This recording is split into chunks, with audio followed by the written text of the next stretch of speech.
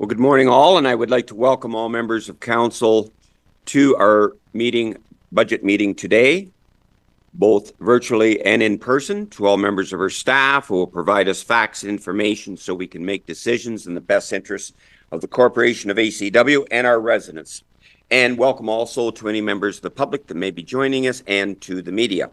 I would like to call this meeting to order and indicate that meetings of council are live streamed on the Township's official website in accordance with the live streaming and virtual participation of meetings policy.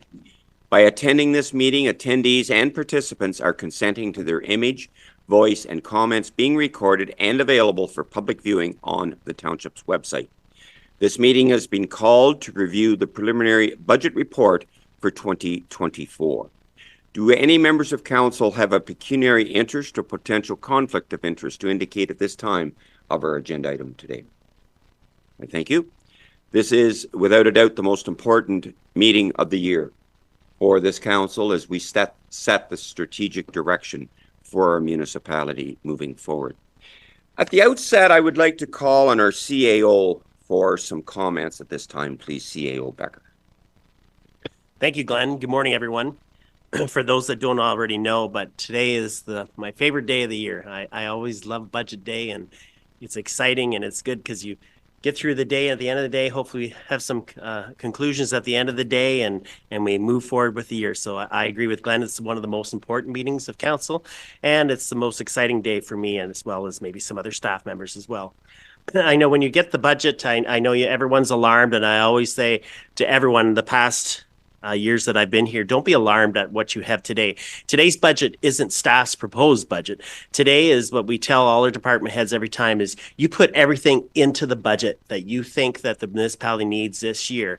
And at least you advise council what needs to be done and let them take it out or whatever they need to do to balance the budget to make it presentable and acceptable by everyone in this room here. But it's better to let you know what's out there, what needs to be done, and then you can take it off. At least no one on council can say, well, I didn't know about that. You'll know about it because it's in today's budget. So don't be alarmed at that last number on page 38 in section 2. Don't be alarmed at that because by the end of the day, that number is going to be zero, and we'll all leave quite confident and happy that the whole process works well. So the other thing is operations and maintenance. Operations and maintenance, there's a lot of numbers in there we can't change because they are what they are. They're locked in, and with the cost of living increases, you don't have been like that. We have to continue with operations and maintenance. They all come with costs. So at the end of the day, it always comes down to the capital items, and there's not a lot of, there's a few capital items in here, and again, most of the time, all these years, it's always been in the public works department. That's where most of the capital projects are, and that's where a majority of this deficit comes from that department. So we'll be going in greater detail today with the public works department budget because for capital, because it is quite extensive. But however, at the end of the day, I'm sure we'll get to some point where it's agreeable to everyone. And I think it's also important too, and I know Mayor Glenn will speak to this, that council in this room here determine what the best percentage increase at the start of the meeting. I know in past years, they've always agreed at the end of the day what the appropriate increase would be. But I think Mayor Glenn has a better approach that how do we determine at the start of the meeting what kind of percentage increase that everyone feel comfortable with, and then we can work backwards from there. So that's all I have to say. I don't want to waste any more time of anyone else in this room, but I'm excited for today and I look for a good discussion. Thank you. Thank you very much for that, CAO Becker, and you've had considerable experience in this regard. At this time, I would like to call on our treasurer, Ellen McManus, for any overviewing comments. Please, Ellen. Thanks. So just a little note on the budget. You probably noticed as you're going through this year, there's no grants to organization included in section 8. So we included just a blanket dollar amount in the general budget in section 2. And the proposal is that staff will bring back a recommendation with the list of the grant applications we've received. And then council can deliberate on those at a future council meeting. We're hoping probably by the end of March, I guess. Actually, no, probably early April. So as Mark said, before we get going through the actual township budget, it would be good to decide on a preliminary increase to the levy and tax rate that council feels comfortable with, and then we can take that amount as a preliminary amount and take that off the bottom line there on section 2 on page 38, and then we'll know what we have to essentially cut from the budget. Should be a good day, and I'm looking forward to it. So let's get started. Okay, perfect. Thank you very much for that, Ellen. And I'll just to kind of preface things, we will have a fulsome discussion. Ask any questions that we have a full understanding, because our staff are here to provide that. And this is a meeting where we set what our municipality will look like going forward. It would be my hopes that we could have this wrapped up by 12:30, and then we'll have lunch. If that takes place, so be it. And if it takes longer, so be it also. So with that, I would like to probably go around the room and just ask everyone for what number that everyone is looking at as far as the levy is concerned. And we would find that in section 5, page 4. And I would like everyone's input on that and the rationale for it. And so I'll start with Deputy Mayor, Councillor Snoblin and Hecky, and then go around the room after that, please. Deputy Mayor. Thank you, Mr. Mayor. Yes, looking at the budget, I know it's going to be tough this year, and I've thought this over in my own mind quite a bit, and what we can cut and what we can't cut and what I don't want to see cut. So I could live with a 5 to 6% increase, mainly because a lot of our neighboring municipalities are in the same boat as we're in, and we found that fuel's gone up, gravel's gone up, everything has gone up. Even our wages, have gone up. So I think realistically, we need to be in the 5 or 6% increase. So I thank you, sir. Okay, thank you for that. Councillor Snoblin, please. Yes, as many councillors will recall, I've always been a fairly big proponent of 10%. However, I do feel that with interest rates rising and financial crunch on many families, as with Deputy Mayor Van Stone, I feel that there is some people that are hurting right now. And I think that there will be a time, even probably in less than a year from now, that farmers, even though they have enjoyed high grain prices and some profits over the last few years, I feel that they might be hurting as well, which is the majority of our township population is in the farm sector. So having said that, although I do usually promote a 10% increase, I'm looking at closer to an 8% at this point.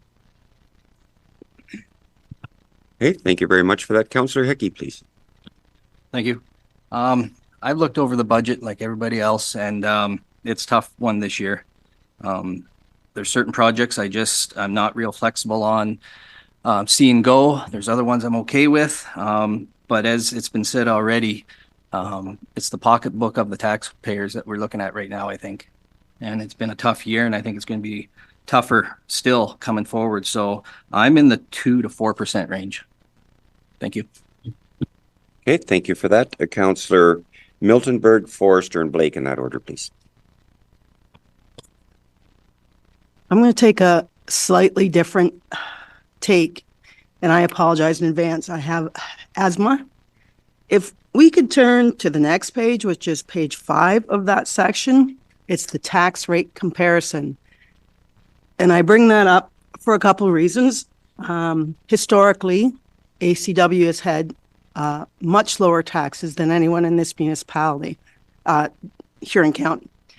Also, Huron-Kinloss, Kincardine, and that is from a diligent attempt for over 20 years of the previous councils who kept tax increases to 0 to 2%, primarily 0%. And my take on taxes is you don't get out of them, you just defer them. And when you don't pay them, it's the next generation that pays them. And I can say that when I came on council, this is my third term, they had a brand new arena and they had done nothing for 25 years.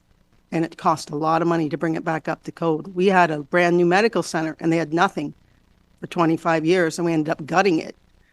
And that was like 700,000 7 years ago. It would be, our roads, our bridges are getting closed and we have 72 bridges.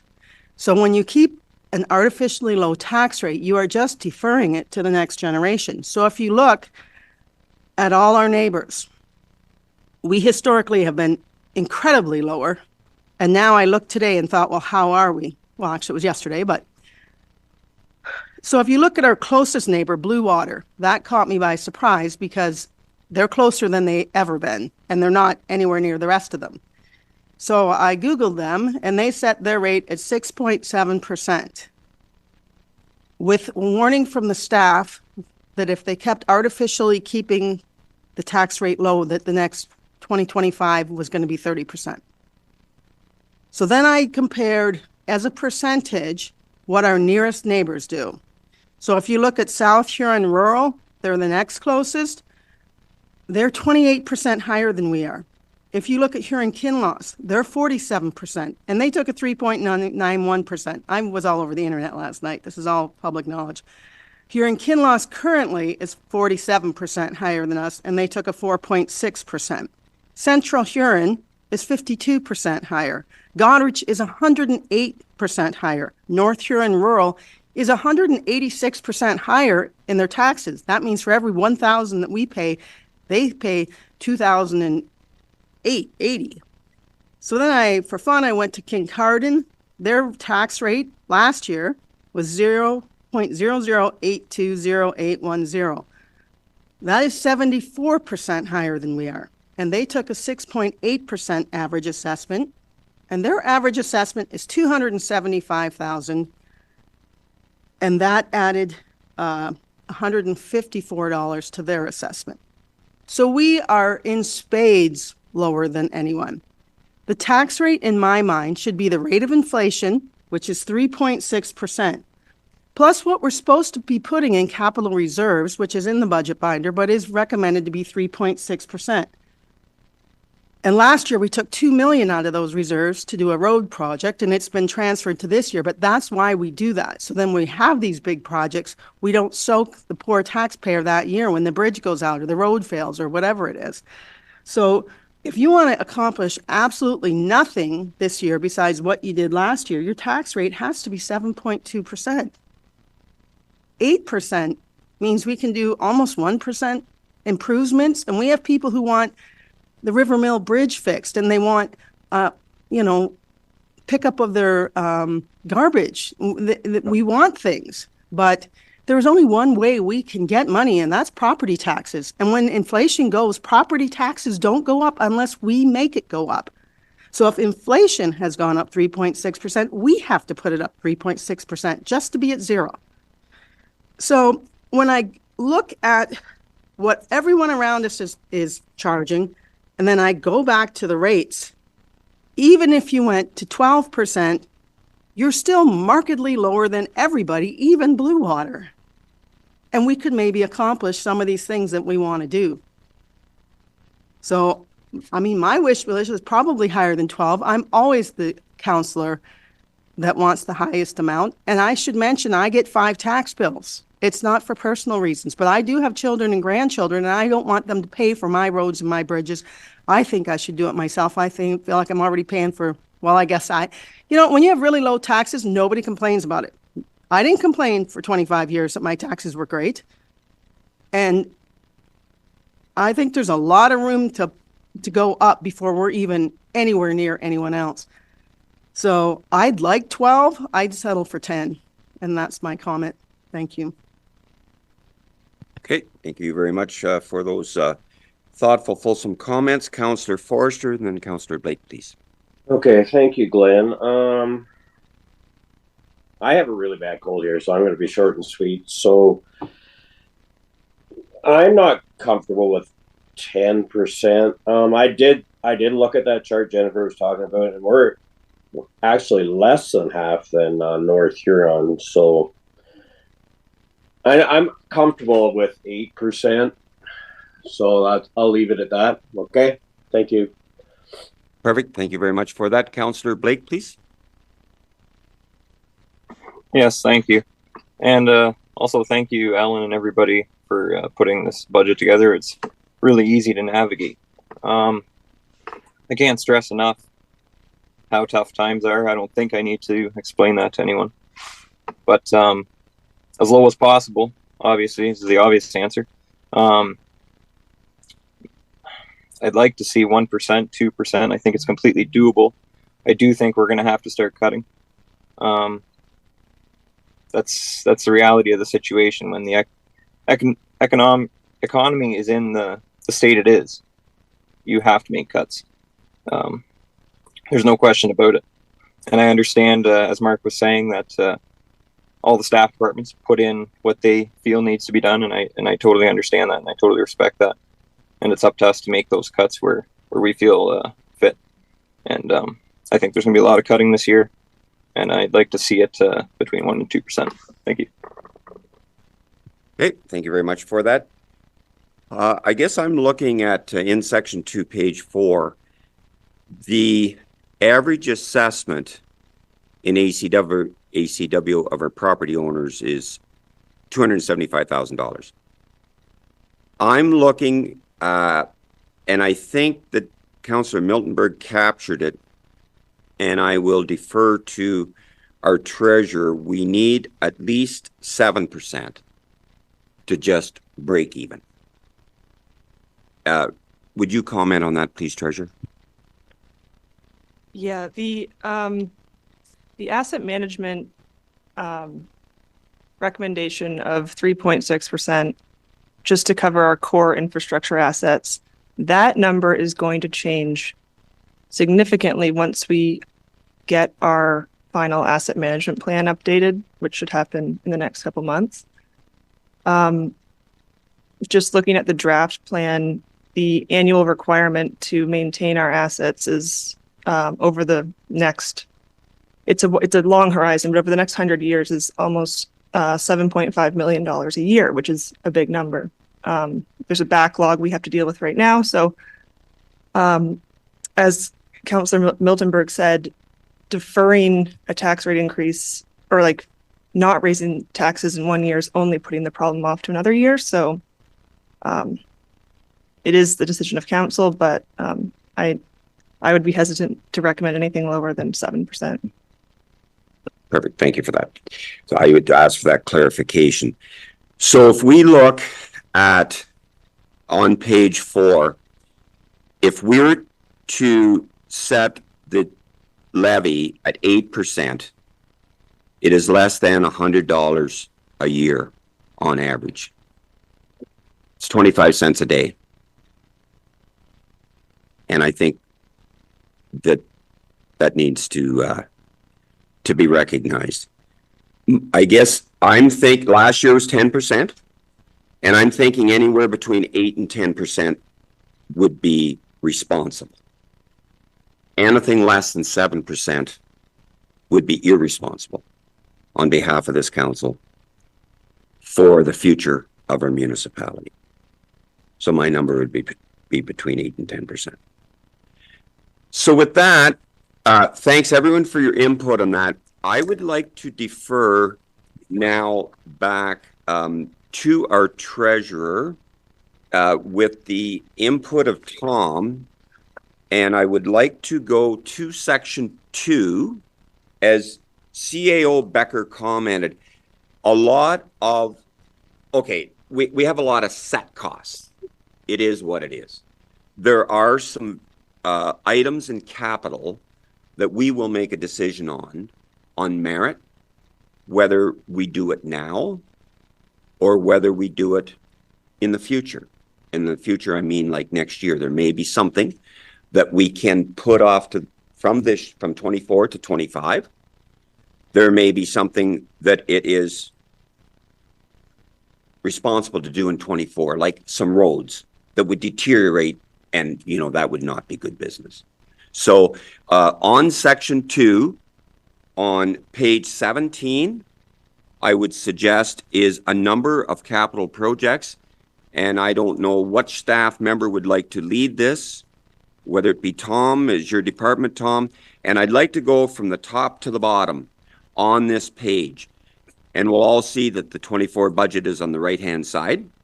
And we look for recommendations from staff as to whether there's something that we can take out or defer, or this is something we should do. So with that, I'll pass it over to our Director of Public Works, very capable, Thomas McCarthy. Thank you very much, sir. Through the chair, as I do every year, I try my best to put this budget together. I could not do it without Ellen organizing it all. It would look like a mess. She's extremely smart, and thank you very much for making me look good. One last thank you is to Joy Lindsay for all her help making the bathroom at Zion Park, Ashfield Park, look beautiful. Joy saved us a lot of money, very capable. We're very lucky to have her. Yeah, so anything that happens between anything that I look good for, it's because someone else has done it for me and I just take credit. So that being said, It's being reasonably humble. yeah, well, it's just true. First off,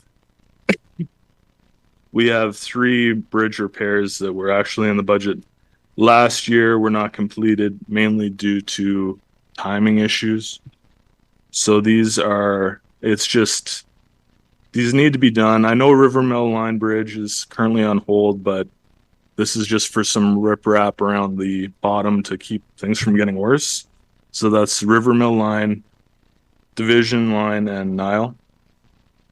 So those were all noted in Ken Logdenberg's safety report that we looked at a couple months ago, I guess now, in December. So we should all be first in those, and we kind of looked at them in the bus tour. Also from Ken's report, we've got the Cransford Line Bridge, and I said that I'd bring back a cost to design it in case we wanted to move forward with a project in the coming years, or if we could look to get funding. So that's there. That is a kind of a luxury item on this budget. Did you want to go through this step by step? Yeah, I would now, and I would ask any members of council, if you have any questions as we go through, just raise your hand and we'll address it at that time. And if I see no hands, our staff will continue on. Yeah, please, Councillor Milne. So that Cransford Line Bridge, we looked at it extensively, maybe 7 years or so. Is that reflecting that 165,000, looking at that is enormous cost 7 years ago? And like, what is the 165,000? So that money is for doing a geotechnical review of the site, designing a bridge and putting together a tender package. Continue. Please. So the design that at the time, I recall there were 3 proposals and one of them went straight through on a unopened road allowance. The design that you're talking about would be looking at the existing one, not at the other. Is that correct? Yes, that's correct. Thank you. Okay, CO Becker, did you have a comment? No, I was just going to say that was a proposal to go straight through at that time, and it got abandoned. And then this is the existing bridge, which is in the gully. And Tom's just proposing that we have a set of plans and design for this. If and when there might be a grant that came available, be ready to go. So that's all this is for today. Thanks. Okay, I'd like to make a comment on this. I think if I picked up what Tom was laying down, I think this is something, in your words, you said might be a luxury. This is something that I think we can eliminate from the budget. And the rationale for that is all of us understand where the Cransford Bridge is. It is less than desirable as far as an approach from either side. And the reality is that as equipment and trucks get larger, I will suggest that the transportation route should be either Highway 21, whether we're going to Thompson's or Snowlands or anywhere else, or County Road 1. I do not think that putting money, $1 million in a new bridge is wise investment on behalf of this council and our municipality.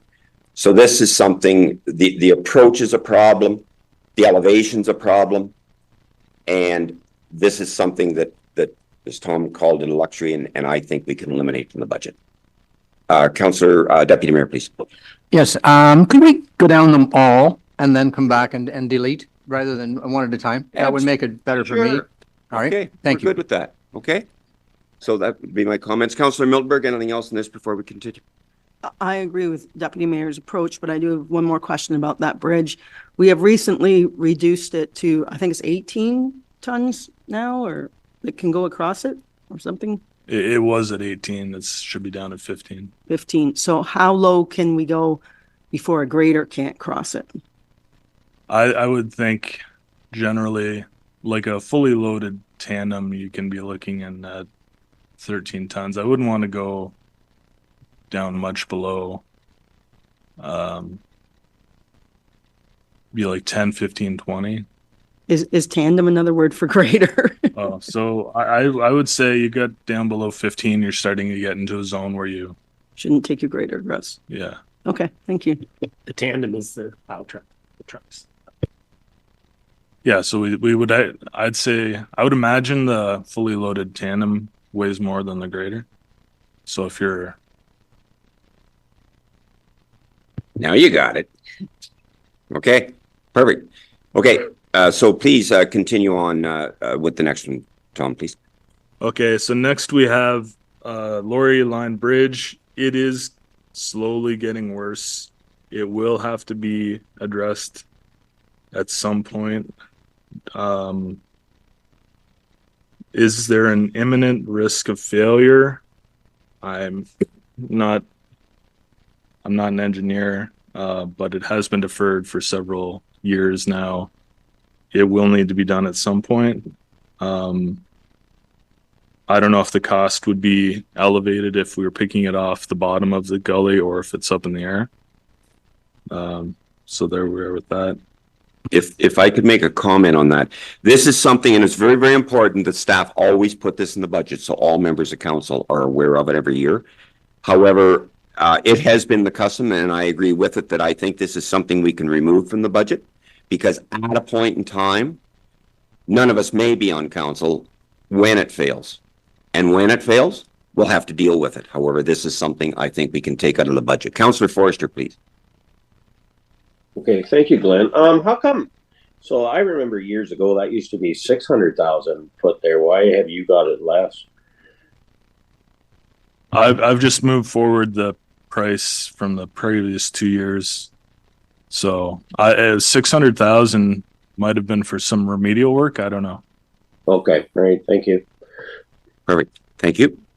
Councillor Milberg, please. Tom, when you said I'm not an engineer, we have a triannual or whatever, how often they walk around and look at the bridges. BM Ross, I believe, is who does it. Is that one still on the list? Or like, do they like and say, yeah, it still needs to go? Or do they look and say, it's getting worse? Yeah, so that bridge is in the safety report that was handed out in December, and it is looked at once every 2 years by the engineer. So if the situation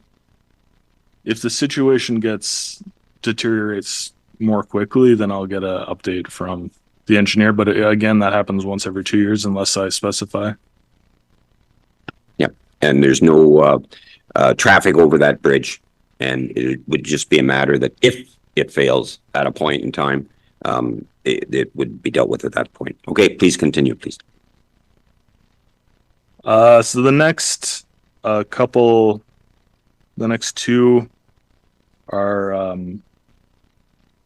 kind of health and safety concerns for the sheds. So I've got 12,500 for upgrade to lights and electrical panel. So this is for Ashfield. There's 14 high bay lights because it's extremely dark in the garage. Installing new services, new receptacles, the cost of inspection, and this also includes 1,500 to extend the air line to reach the rear wall so that we're able to have the air go across. So that's the 12. Councillor Miltenberg, please. Yeah, just a matter of clarification. Would that not fall under the business, not business, building fund? And do we have reserves left from the K2? We were trying to get rid of those reserves for a long time. Would these not be building fund things we could use? Okay, treasurer, please. We do have some money in reserves from the municipal office renovation. And last year we used some of those reserves for the demo of the Wawanosh shed office and also for the parking lot lights. So there is some, I think there's about 160,000 in that reserve that we could transfer from to fund those smaller building projects, if that's the will of council. Perfect. Thank you. Please continue, Tom. There's 35,000 for exhaust fans. There are existing exhaust fans that were installed on the top of the building. You can see the motors on the top. They were installed in the 70s. They haven't worked for quite some time. The inside of the walls and the sheds are covered with a thick layer of soot. And if you're inside the sheds, when the vehicles are coming in and out, you'll notice that it gets extremely smoky in there. It's an unpleasant. It's been brought up several times to me. It's gone to health and safety committees. So for the actual fans, it was 25,000 to replace all three motors. I talked to the county. They have exhaust fans that are hooked up to their doors with timers so that when the door opens, the exhaust fan runs for 60 seconds, so it's not running the entire time. If you're working in there in the summer and you would like to leave it on, flip a switch and it can continuously run. But I'm not suggesting that we suck all the heat out of the garages. If we were going to install them, they'd be on timers, and that's how that would work. Running down to Councillor Miltenberg, did you have a question or comment, please? Yeah, I know we're going to talk about the end, but at this point, as you are aware now, I do have asthma, and on bus tours, when you walk in there, that's a terrible atmosphere with anybody with lung problems. I stood out during the tour, and that was with the doors wide open. I'm a big fan of putting the fans in. Perfect. Please continue, Tom. Okay, so last year we did a geotechnical study on some of the gravel roads. So coming out of that, the main recommendations were install drainage to get the water out of the road and put a layer of coarser stone on the road. So my target for this money would be Harper between Belfast and Belgrave. I've talked to a company that installs drains. It's about $1.20 a foot. If we go from one side to the other, it's about $7,000 to put drains in on both sides. And then I need to put in outlets every once in a while and repair the road. So I think it would be achievable to try this section out for $50,000. The reason that I'm looking at this section is because it goes down into a swampy area, comes back up, it's still kind of swampy, and there's a lot of horse traffic in that area. And I've been down that road several times in the spring, and I've seen how pockmarked it gets. So that'd be a good test run for the drains. That makes absolute sense. Done. Well, Councillor Miltenberg, please. So this is for a test run of what, 1.5 kilometers, or just like, It's the block. It's over a kilometer. okay. But conceivably, if that worked, and you might not have this number, we're looking at, there's quite a few of those type roads in Wawanosh, are there not? Like a future, like 2025, if this works well, we'd be getting a big big number on the budget. Is that correct? So I would attack these roads in a number of ways. I think one of the main things is brushing the trees back, getting the light onto it, installing drainage in low spots. So that's not going to be the entire road. So you target it. Maybe some places we have to do a bit of removal of frost susceptible materials. But mainly we're going to really push to get, you'll drive down some of the roads in a field. They're elevated. There's no trees, dries out quickly in the spring. It's beautiful. The gravel on those roads are almost the same as the gravel anywhere else. It's just the water staying in the roads causes the issues. So it'll be a multi-year thing. So Yeah, Councillor Milberg, please. So it'll be a multi-year, probably with a minimum of 50,000 a year, because that's only one little section, or depending how anxious we are to fix the roads in Wawanosh area. Is that kind of what we're thinking? yeah, so we'll get into it, see how it goes, and if it's popular, then we'll continue with it. Okay, thank you. Try it to address the issue. Okay, please continue, Tom. Dungannon's been on the budget last year. It's bad in a few spots. We drove down it on the road tour. It's on the asset management plan for replacement. It's a bit overdue, but when you do your asset management plan, when you initially do the review, some roads get more travel, some roads break down faster, some stay in the same state for a couple of years. So Dungannon, it does have some bad spots. There's good stretches. Tom, can I just clarify where on Dungannon, between where and where? So this is Lucknow line to Saratoga. Okay, thanks. Birch Beach. Excuse me, if you're done with that. Now, is this something that could be put off for a year, Tom, this road? It's been put off before. I think it's in a similar condition that it was last year. It wouldn't break my heart if it was put off for another year. Yeah, I guess that's my sentiment. I wonder if this is something that we could put off until 25. Okay, please continue. So Birch Beach Road, we were down there and looked at the spillway. So obviously this is a gravel lake road that runs from 21 into the top of Bank. So that'd be a new pave. And this is a road that and the process is that we build up a road, wait a year, and then we would pave it. And this council has been in the custom of paving one road a year west of 21, and this would be in the program for this year. Deputy Mayor, please. Yes, thank you, Mr. Mayor. And I'm just the opposite. I think if we leave anyone, that Birch Beach Road, I've been down it, and it's in really great shape as a gravel road.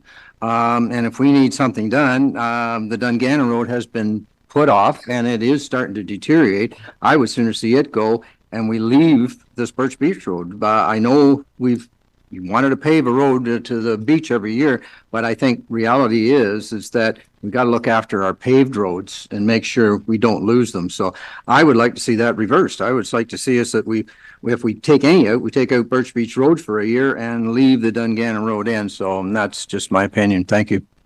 Okay, perfect. Thank you. Councillor Hickey, please.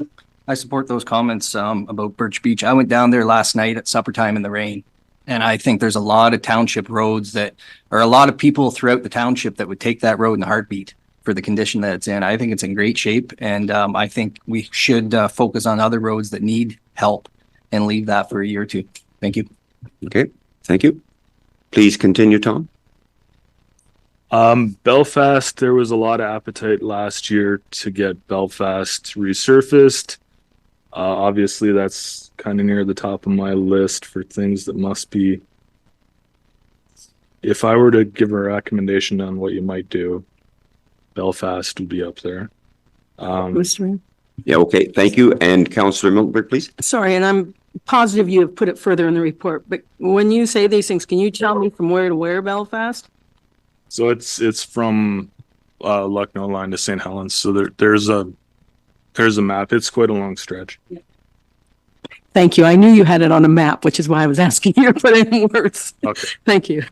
I guess I should have put it in right there. Loyal lines in the asset management plan for resurfacing. So this is the entire stretch from Blythe Road to the end on Nile.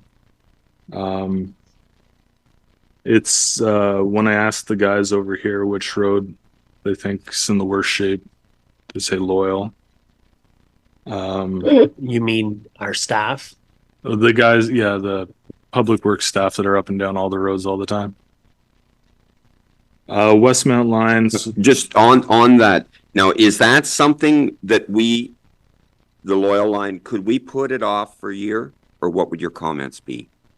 Please. Back when the asset management plan was originally done a couple years ago, it was slated for 2025. I realize it's a huge cost, and I think it probably would not deteriorate at a great rate between now and next year, but I would keep it top of mind if you're going to bump it.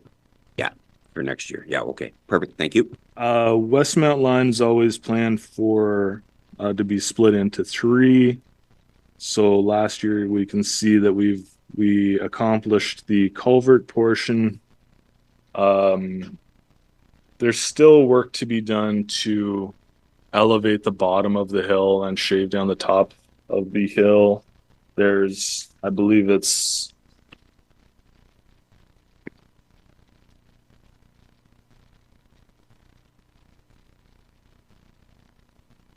it's 2,200 cubic meters of soil to be moved, 6,650 tons of material to be placed.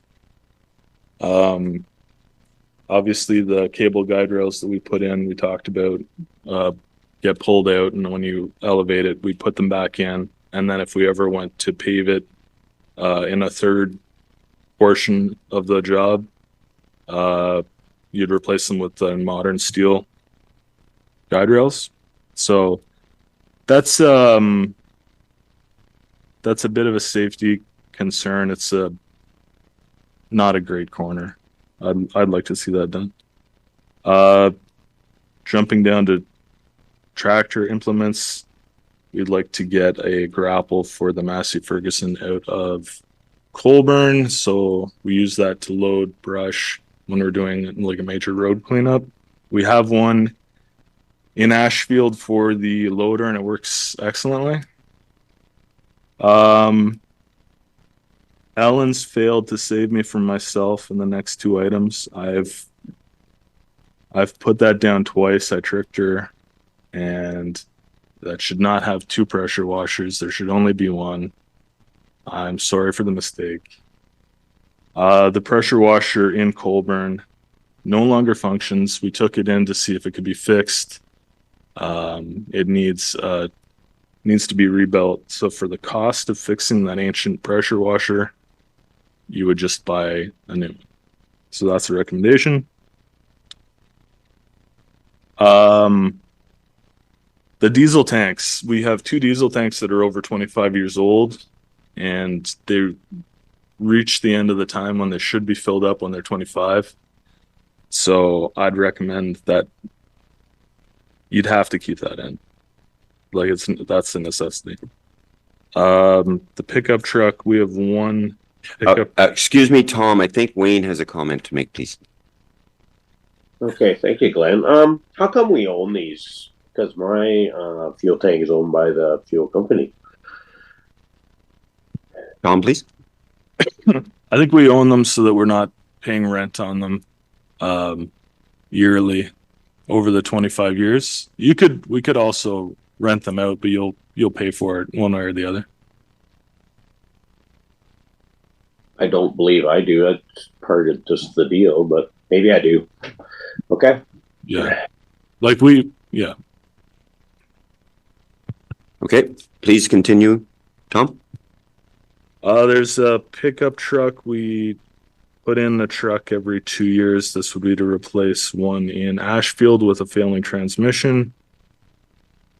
The tandem plow finally showed up this week in Goderich. It is headed up. So we obviously ordered this in 2022.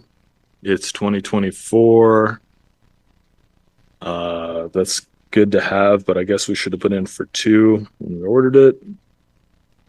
Okay, Councillor Snowblen, did you have a question or comment? No, you're good. Okay, thank you. Yeah, Councillor Milberg. So I know we ordered it. It's a long time ago. This 370, we would have had to put down a deposit, right? Or is this the final payment of it? Or is the whole thing 370 and we got to order it and not pay for it? Or how did that work? I don't recall putting down a down payment. Yeah, we haven't paid anything towards it. Really? Yeah, it's kind of nice. Yeah. Okay, thanks. Yeah, it's not a 2022 unit though. It's a 2024. I hope, right? I would hope that it wasn't. It was ordered in 2022. Perfect, thank you. Um, Please continue. So grader, oh, we have a logjam of aging graders that are the same vintage. We're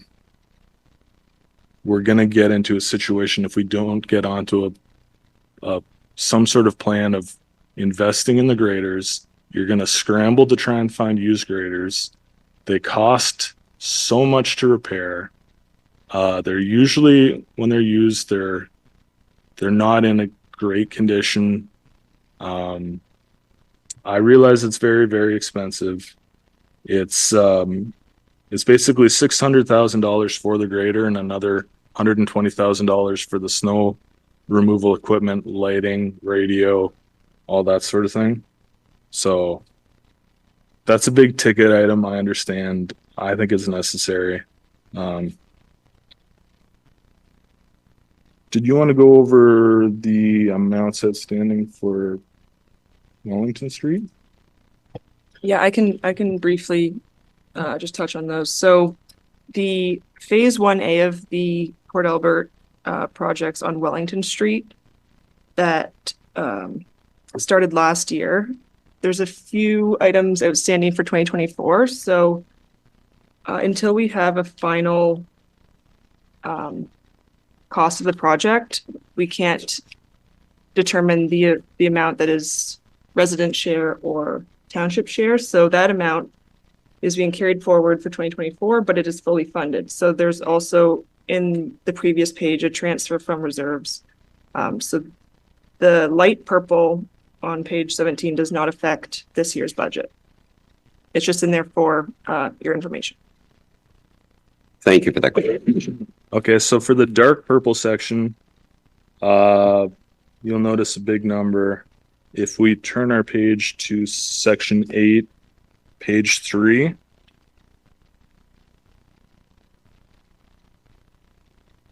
you'll see how the cost is broken out.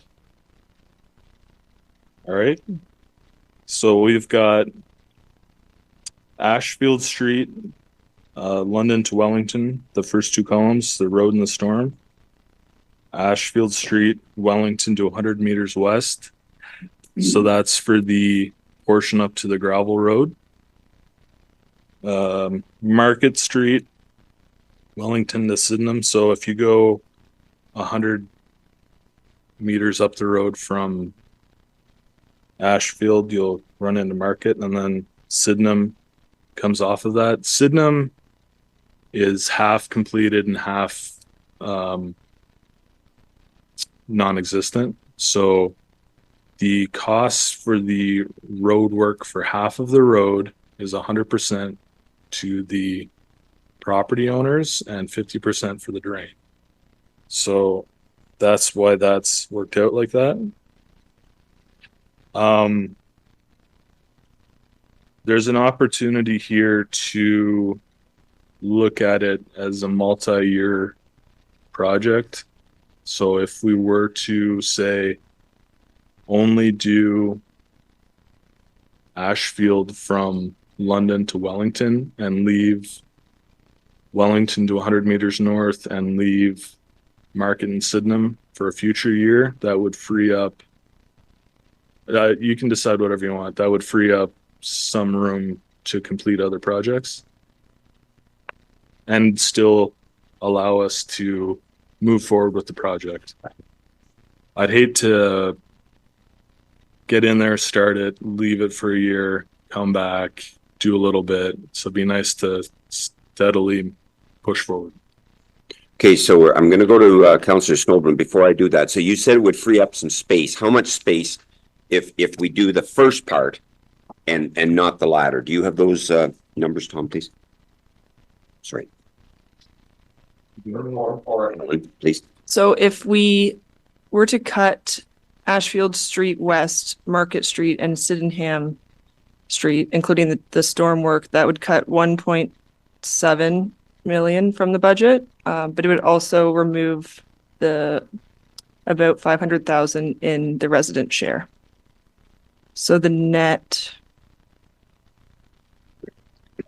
the net is between 1.2 and 1.4. That's the number I wanted. So we could divide that out, and that would be the savings in that. Councillor Snowburn, please. A couple of questions. So how much further out would you see that going out in terms of time? Next year or the year after? It'd be at the direction of council. If I were to choose myself, I would continue on in the next year. Okay. And then I know the whole topic of development charges is so confusing in the Port Albert area just because of the nature of how things are there. But is there a chance or an opportunity that you might see where we would be able to capture development charges if it were to hold off on this for a year or even 2 years?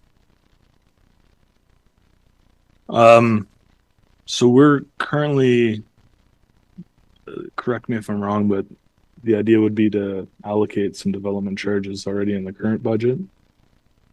So we're using development charges as we go. Yes, but this, like, Port Albert is not a development charge eligible project. It wasn't included in our background study, and sort of the direction that council went with is you could go development charges or you could go with the servicing master plan, and based on recommendations from various like engineers, and the whole point of the plan was to determine the best financing strategy, and just based on the existing development in Port Albert, it made sense to go with this capital cost recovery model. Okay. Thank you. I did understand that, but I do know that there was some I guess, unique features about the whole Port Albert plan that I wondered if there was an opportunity at some point, even though we had discussed that a few years ago about the development charges versus the servicing plan. I wondered if deferring it might change that somehow, but I'm hearing you say, no, it doesn't. Correct? Yeah, I would say it the only way it would is if we're going 5-10 years out, and it's included in the next, like, future growth is captured in the next background study of the development charges. Perfect. Thank you. CAO Becker, and then Deputy Mayor, please. I just want to confirm with Ellen, the Port Albert Master Plan is what governs this area for that section. Thank you. Thank you. Deputy Mayor, please. Yes, thank you, Mr. Mayor. I guess this is through to Tom. When I was looking at this at home, and I didn't have all the information, and I was hoping that we could slow this project down and save $2 million, because that means we still have to cut $1 million some out of the rest of the budget, which is a lot of money. Is there any way that we could still proceed with this at a slower rate and come up with a $2 million savings? I think, Tom, that was the proposal you had. Yeah, exactly. So basically we're looking at, instead of doing the whole 3.2 million, to cut it and just do the portion of Ashfield Street. Which amounts to 1.5. Is that correct or incorrect? 1.24.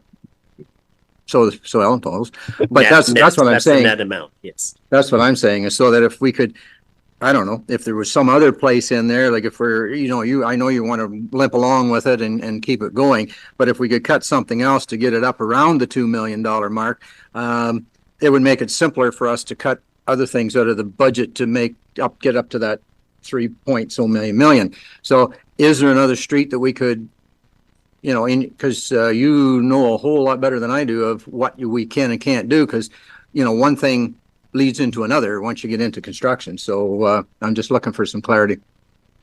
So, to follow up on that, so with what you're proposing to do in 24, what do we have to include in the budget to accomplish that?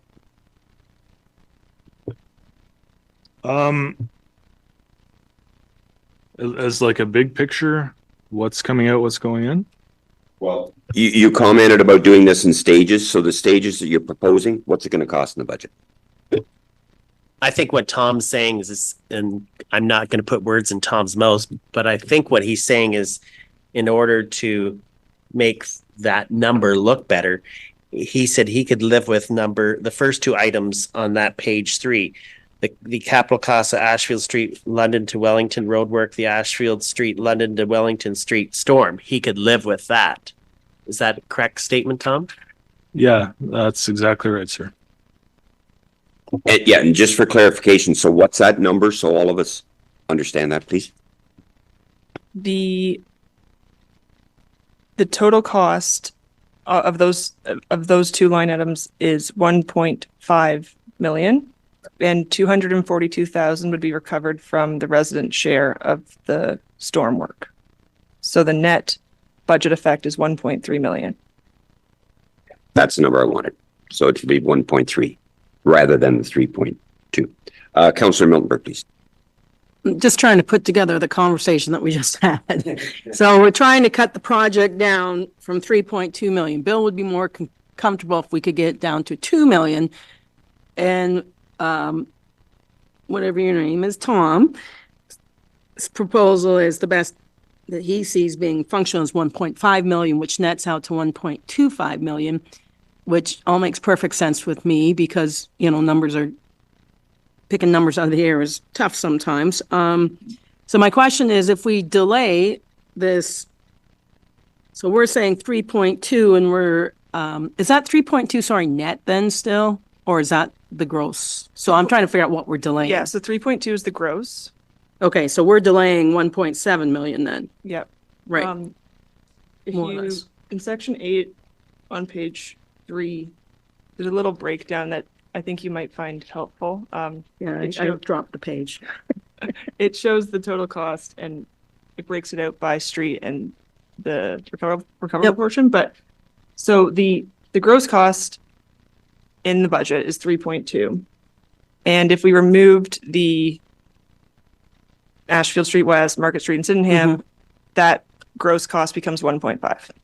So my question is, thank you for clarifying the background. The question is, when we defer it, are we exponentially making it cost more? Like if you do so many stained windows at once, they get cheaper. I'm from Kingsbridge Center, whatever, right? So if you do bigger stretches of roads or whatever, is it cheaper per kilometer foot, however you measure it?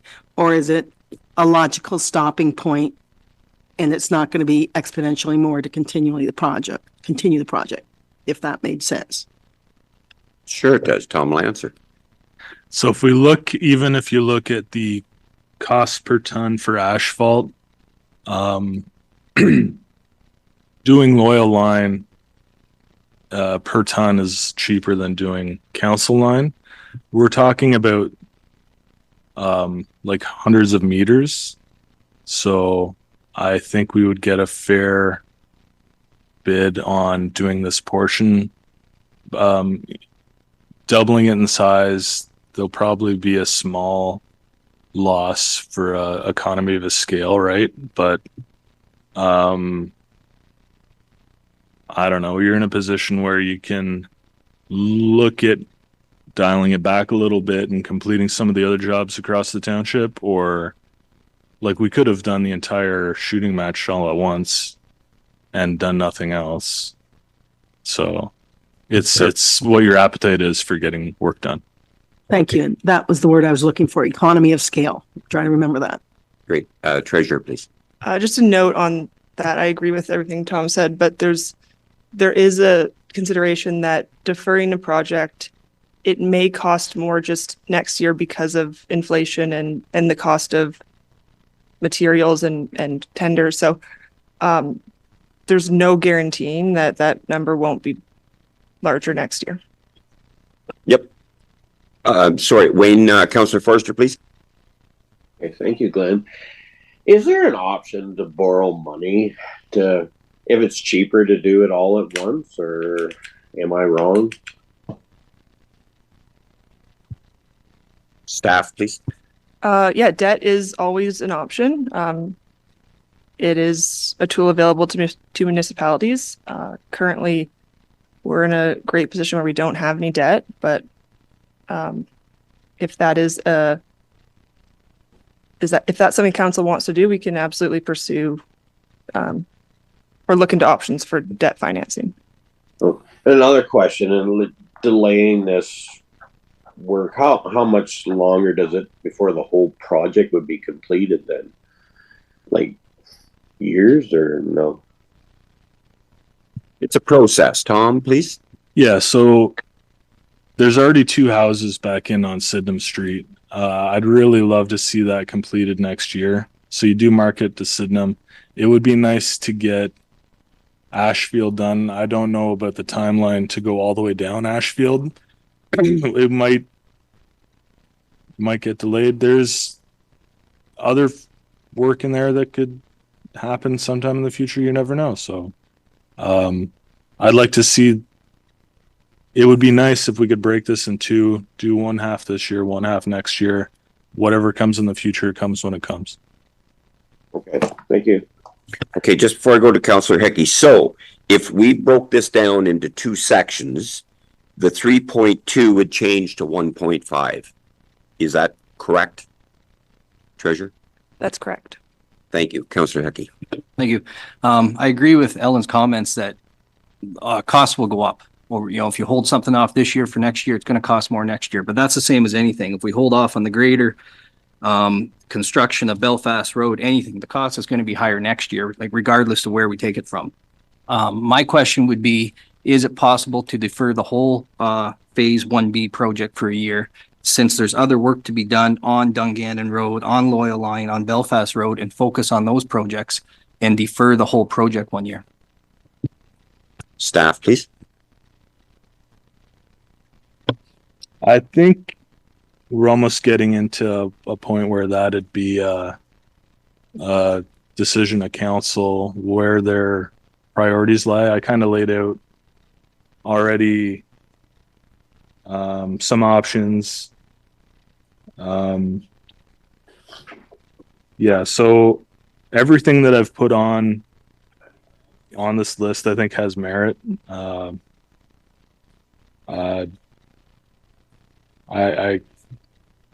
If that's the direction you want to go down, that'd be a discussion for council. So staff's recommendation is to break it into 2 sections. Yeah. Yeah. And to do 1.5 this year and the rest in the future. Councillor Snowblin and then Deputy Mayor, please. Well, a couple of things. I know that it makes sense that if you defer something and decide to do the work later, there is a chance that it could cost more just due to inflationary costs, labor wages, and material costs and so on. But I also think that it's, in talking to a few people, construction has slowed down. It has started to slow down because of interest rates. And I think interest rates are going to not move a whole lot in the downward position between now and a year from now. So there's a good possibility that construction is going to slow down, and we could, possibly see that the construction costs aren't going to go up as much as what we might think that they would if we defer this for a year. In response to Councillor Hickey's comments about deferring this whole project, I would not be able to support that from the standpoint that when we started this Port Albert project, and I've been around for 5 years on council, it was my understanding that this whole Port Albert project has been delayed for, better part of 20 years. So we can delay a road for a year or 2 years, but when we've delayed something for 20 years, I think we have to answer to that. And I wouldn't be able to support deferring the whole project, but I could support deferring part of it, but for 1 year only. I think this is too important a project, and we've put a lot of mileage on this project, and I don't think that I'm ready to abandon it at this point. Absolutely correct. Deputy Mayor, please.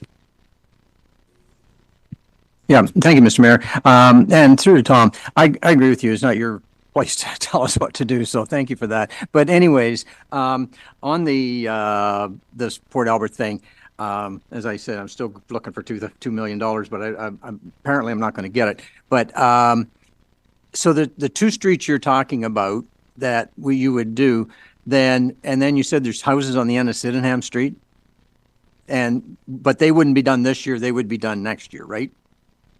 Is that what I'm getting? So to recap, Ashfield Street from London to Wellington, it's already pretty well blown up as it is. It needs to get looked at. That's the project area. When you go over Wellington, there's another 100 meters on Ashfield up to the gravel portion, and then you go north like 200 meters. Market is a little stub of a street, and Sydenham's a little stub of a street. Sydenham's only half done, so there's 6 lots at the end of it. They would be paying entirely for the construction and half of the drainage for that portion, and then the first 6 houses would be just 50% of the drainage. So we're only looking at the section of Ashfield and then delaying possibly till next year. The 100 meters on the other side of Wellington and those 2 little streets. Okay, so, and, you know, I'll have to ask for your forgiveness, but so is Sydenham getting done this year or next? Sydenham would be next year if you decide to. Okay, thank you. Thank you. Okay, so just to kind of encapsulate this discussion, so the original budget was 3.2, and the suggestion is it could be split into 2 from 24 and 25, and the 24 portion would be 1.5 million. So that's a saving of 1.7 in that item. Councillor Miltenberg, please. Yeah, I just wanted to address a couple things that Councillor said that I did and did not agree with.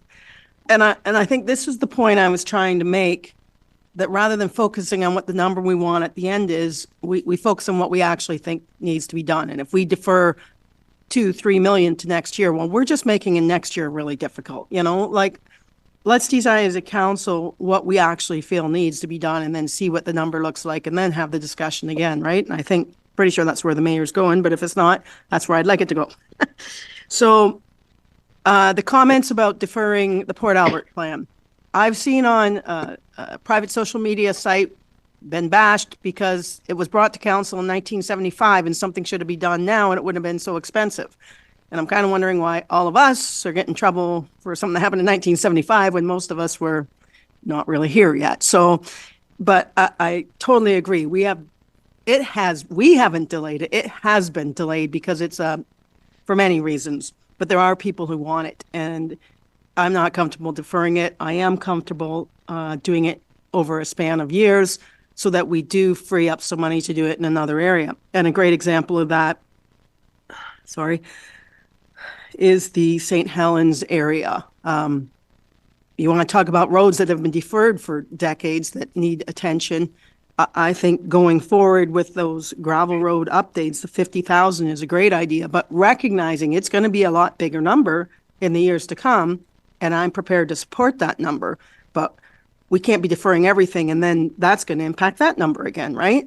So I'm quite happy with Bill's suggestion that we don't pave the road to the 21, whichever one that one, because Birch Beach, because we have been, that was our focus. Let's get some done. But I mean, Evan's right. You drive on that road, it's way better than a whole bunch of other roads. So let's get the roads kind of comparable and then decide who we're going to pave. So we were talking about deferring Loyal Line to 2025. That's 665,000. But you're also talking about deferring Ashfield Street to 2025. Well, now we're deferring 2 point some million. That's a lot to be deferring for next year. We're not talking eventually. We're talking about next year. So, the only thing that I think really should come out, is, I'm going to agree with everything Tom said, actually, because if that's what needs to be done, we need to do it and not make next year difficult, particularly since I'm really interested in bettering the gravel roads we have that are not good, that are going to need money. And we got to make sure we don't defer so much this year that we get in trouble next year and we can't do that project, which I'm particularly interested in. So, not sure if you understood where I'm going, but that's, I'm out of air. Okay, thank you for that. Deputy Mayor, please. Yes, thank you, Mr. Mayor. And this might not be fair to Ellen, but anyways, could we do some what ifs right now? Like, what if we take out the 1.7 in Port Albert? And what if we take out the Birch Beach Road, which is $300,000? What will that have to be raised in taxes to? So if that hits my 6%, which it probably doesn't, then, you know, so that way we keep an idea of what we have to do, if that's okay with council. Okay, I like your thinking. Let's take a break for 5 minutes and then we'll go through that process, okay? So we are in recess and we will resume at 10:16.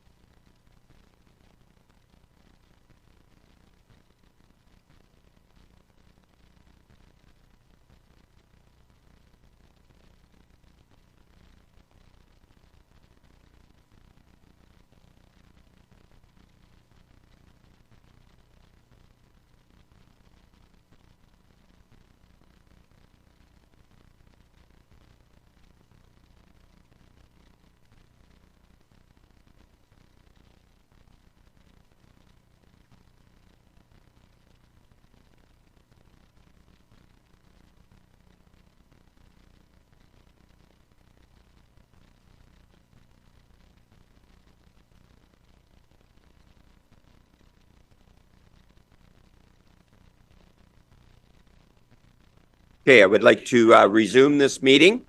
Welcome everyone back. I think Councillor Miltenberg would like to have a comment before I would make a comment, please. Yeah, thanks, Tom.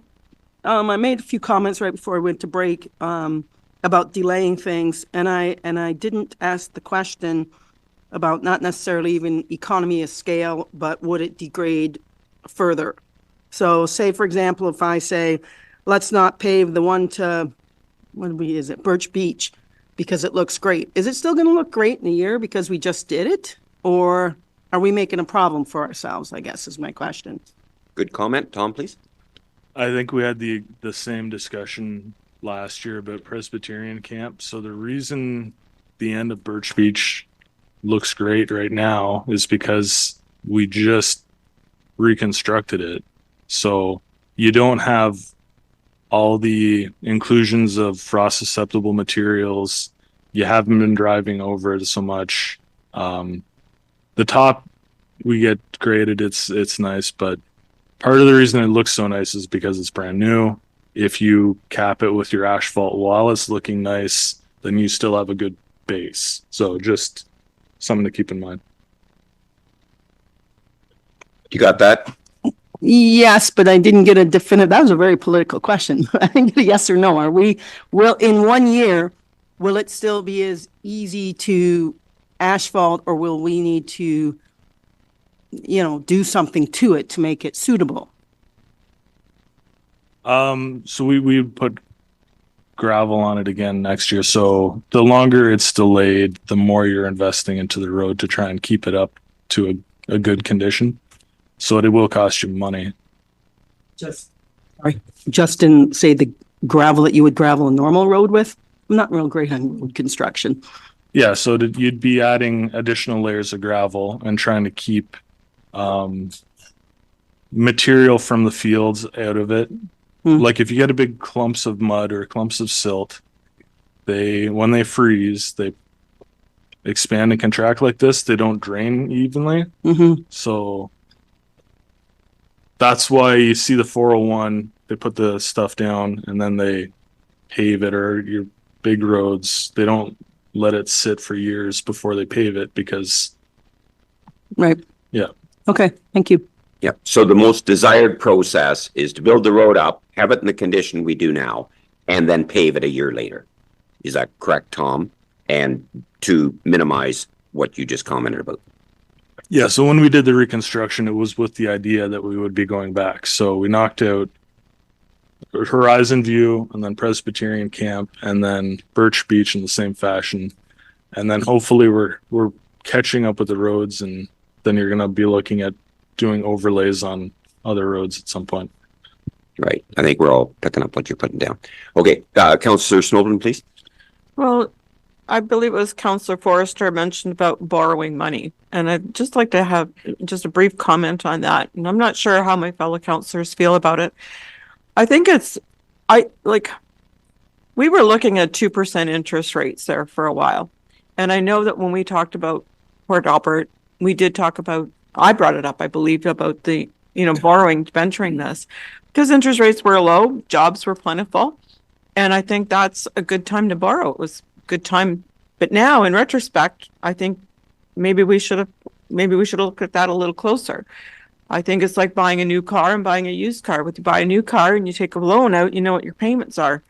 When you buy a used car, you don't know what your costs are going to be if there's going to be repairs down the road. I would hope that a future council, or perhaps this council, will look at that should interest rates come down at some point, that we should have some thought about that at this point. I'm not saying now, I think interest rates are too high, but if they do come down, perhaps we should take a closer look at that. And I would hope that our staff would keep that in the back of their mind at some point. Thank you for that comment. Councillor Miltenberg, please. I agree with Anita, but I'd like to go a step further. I'm not comfortable borrowing money now. I don't think there's a need. I'm hopeful we can get to where I think we need to go. But I do think that it is something we should be looking at. But having said that, I have no understanding in a big scale like this what it would mean. So I think it would be prudent or desired on my half in the next budget where there was just a little explanation, or maybe we had a presentation at council or whatever saying, if we borrowed 2 million for this, this is what it would look like. We've looked at what the interest rate would be, and this would be what payment you would need to your annual budget for this many years. And then we could factor that into our decision. Without that kind of information, there's no way I'd want to do it. But to keep it in the back of the mind, well, it's great, but if I don't understand it, I'm not going to support it, right? So I think that at some point, I mean, I'm hopeful we don't have to do it, but that doesn't mean I wouldn't like to understand the option maybe a little better. Perfect. Okay. So, thanks for that discussion. So I'm going to make a suggestion and ask for the approval of council. And that is, we had a fulsome discussion on the Ashfield Street, and it is in the budget at 3.2 million. And we've discussed breaking it up into phases. And the phase for this year would be 1.5 million. Would council support that? And then we'll go to the top and work our way down with things. Councillor Snowden, please. Thank you, Mr. Mayor. I heard you say that we would break it up into phases. I want to be clear. I understood Tom to say we would break it up into 2 phases. I want to be certain that that's what you were implying on that. Totally right. Okay. Absolutely. So we would break it up 1.5 million this year and basically 1.7 next year. That was kind of Councillor Van Stone's sentiment to break it up into stages. So I'd like to see some support of council, just a show of hands if we can live with that, and then we'll go back to the top. Opposed? Okay, and that is supported by council. So, and now Ellen is keeping a running tab of the items that we would take out. So now I'd like to go back to the top, and it would be the 2 bridges, the Cransford Line Bridge design and tender at 165,000. I would deal with that, and then the Laurier Bridge. Councillor Hickey, please. If we look at the Cransford Line design and tender package, if we pull that out of this year's budget, what are we seeing for the Cransford Bridge in the future? Is it going to be in the same condition as the next bridge that we're trying to take down? However many years, it might be not our council, but how many years down the road? It's kind of like the roads we were talking. If you let it go too long, it's too long, right? So what are your thoughts on pulling that this year for future bridge operating? Thank you. Good question. I'll defer to staff, please. It's, I realize $165,000 is a lot of money. This would just be a gamble on whether or not we could get funding for it if funding became available. If you're going to build the bridge anyway, the bridge is going to cost north of $1 million, right? So closing in probably on possibly $2 million. So adding the 165,000 to that chunk probably would not break the budget if you were using that as your big project for that year. So in the event that we did finish the current list of big projects, that'd be a big project for a future year. Okay. If council decides that they want to go that direction. Okay with that? Councillor Miltenberg, please.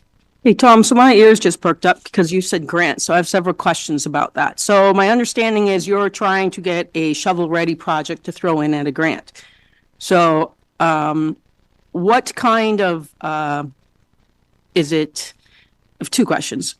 Grants go a couple different ways. Either there's a maximum amount or a maximum percentage they will do. So the types of grants that you're talking, and I know the bridge is going to be about 2 million because it was 7 years ago. I can't imagine it's going to be a lot less. So if you're talking about a $2 million project that we're shovel ready for, is that fully 2 million? I'm not familiar with the grants that you're talking about. And when you respond to that, would you also address the availability of the grants? Like, you know, what's the history been or what you foresee on that? Okay, so I have had luck in the past getting a grant where I had a shovel-ready project like this. Mhm. That project was about 75% funded. So when the government decides to release grants, you do not have a ton of time to get stuff Right. together. You would not have time to put together a last-minute design tender package. Yep. So There is no indication whatsoever that there might be a bridge grant coming up, but you would never know until it was already on you. So by the time you knew there was one coming up, it would be too late. So to continue, and Please. that's exactly my point. So if we're saying that the Cransford line, we're going to put 165,000 in for a shovel-ready project, I have no problem with that if that is our top priority, because that grant could be used for a different road if it was shovel-ready.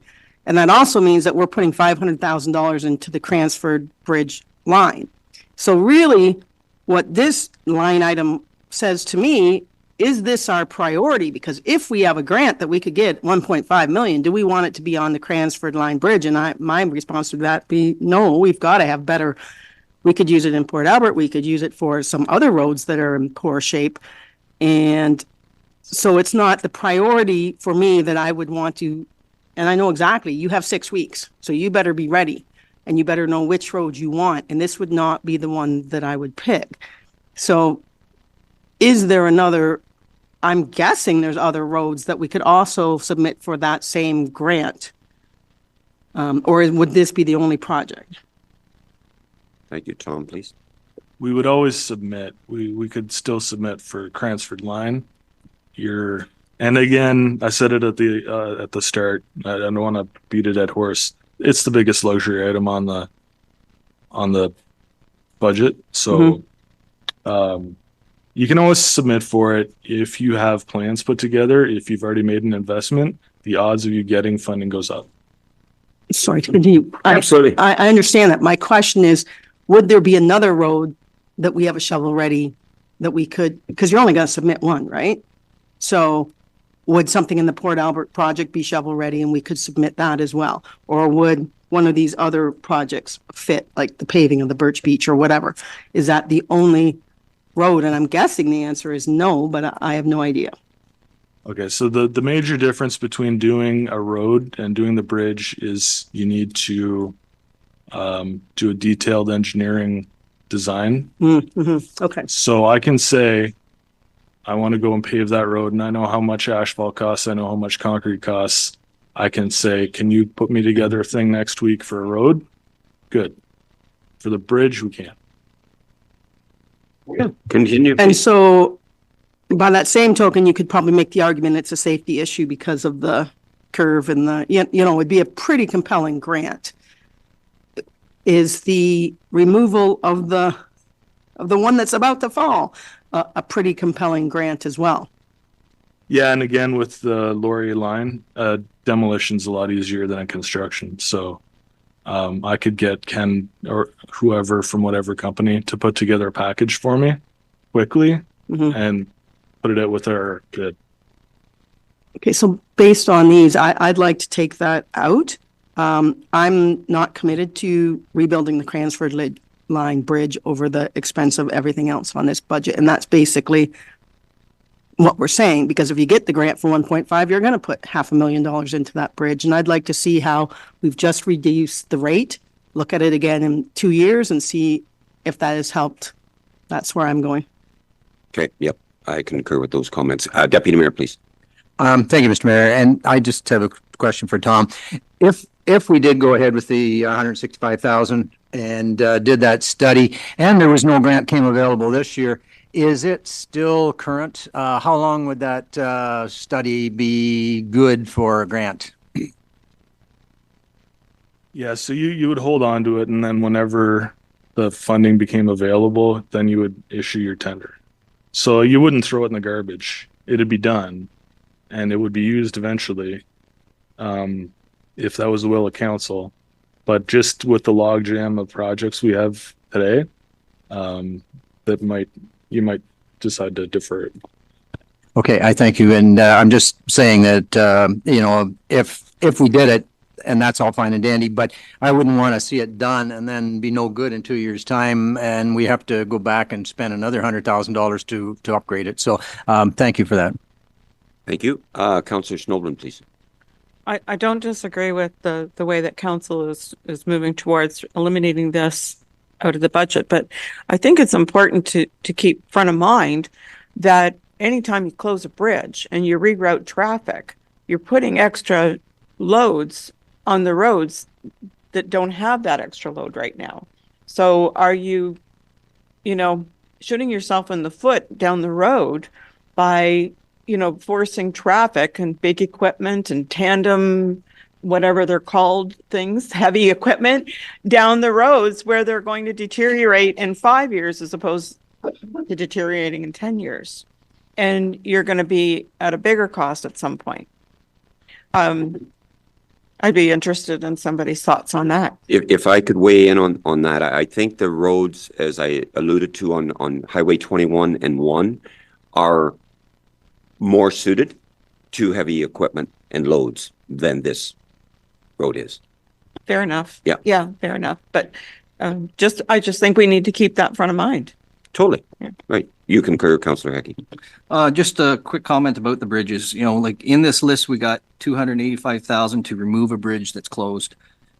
We just closed another bridge to vehicle traffic.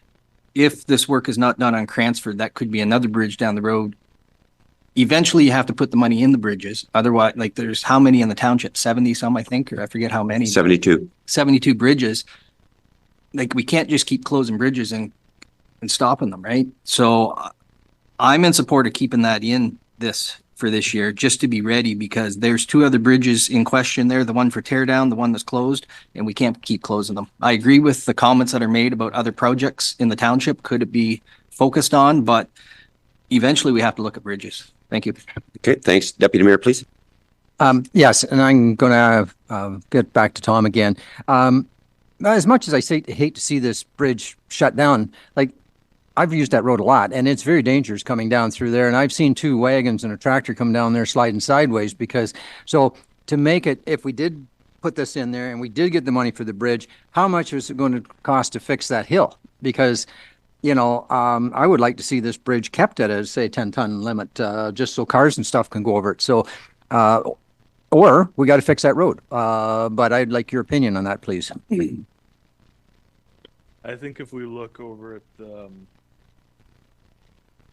Westmount number for the hill and the straightening, further down in the budget, you might have an idea. So you take your amount for your bridge, and I hate guessing because I'll be nowhere close. Take the number for your bridge, which is probably going to be around possibly $2 million. Throw on another amount for realigning the road, possibly purchasing property if you want to straighten the curve out a bit, and then you get an idea of the costs that you're looking at. Again, I hate to guess. Yeah, I hear you. Councillor Miltenberg, please. Yeah, and again, we had a really fulsome, I'll spend a lot of money on engineers' reports for this bridge. So I agree, I want it open to vehicular traffic. But because of the curve of the road, the slant of it down, and the fact that we don't own the property on either sides, you can't fix it. You can't fix it for any speed higher at the time than 50 kilometers because of how quickly it changes. And I should say that I drive this road regularly, like all the time, unless it's winter or it's raining, because it's terribly soft mud and it's slippery as anything. One of my kids slid off on there. You have to crawl. It's treacherous in certain times of the year, and we just don't use it. But I mean, for me, it would have a huge impact on my life because that's the way I get to town. So I would like to make it that we have, that we keep it up for vehicular traffic, which is why I'm saying, let's see what dropping the load level did and then relook at it again. Do we really have to rebuild it, or did that stop the tractors and on all the stuff that, ruin that bridge? Because at some point we might want to look at the river mill line and say, okay, let's have an engineer's report on that and have that one shovel ready. That's what I'm talking about, prioritizing the bridge. It's not that I don't think it's important. For me personally, it's probably the bridge I drive over the most in the entire township. Okay. But I think it's okay right now, and there's other ones that aren't okay that might need attention, and I wouldn't want to say this is my priority for a shovel ready. But having said that, if everybody will go to my tax rate, I'm happy to leave it in. Yeah, we've had really good discussion. I think Deputy Mayor touched on something, and that's the safety situation. When we know the curve of the road and the elevation, for farm equipment, it's dangerous. And we should never, ever promote farm equipment going across there because it's dangerous and that's all there is to it. I think the 165,000 I'll suggest is the thin edge of the wedge because the reality is why would you do a study if we're not prepared to put another couple of $1 million in it? Probably 2 million for the bridge and $1 million for the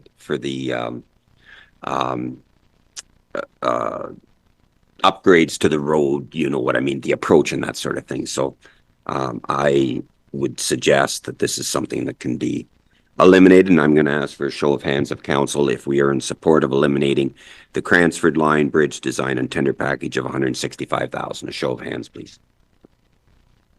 That's supported by council. Okay, and Ellen's keeping a running tab. The next one would be the Laurier Line Bridge. We've discussed that. None of us may be sitting in this room when that happens, and I hope we aren't.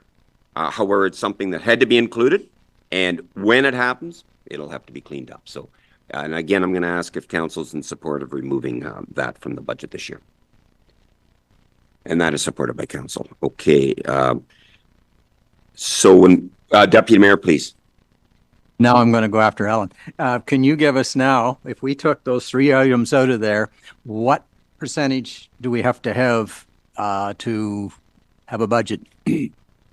We'll go down slowly but surely. Thank you. And take your time on that, Ellen.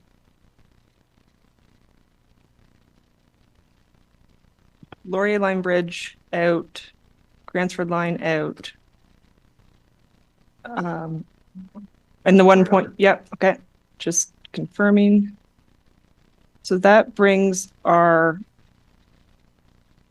net tax levy impact of the roads capital budget to 1.58 million. And that bottom line number on page 38 is now 1.45 million. Yep, you'll continue, Deputy. So what percentage would we have to raise if we didn't touch anything else except these 3 things? What percentage would we have to raise in taxes to accomplish that?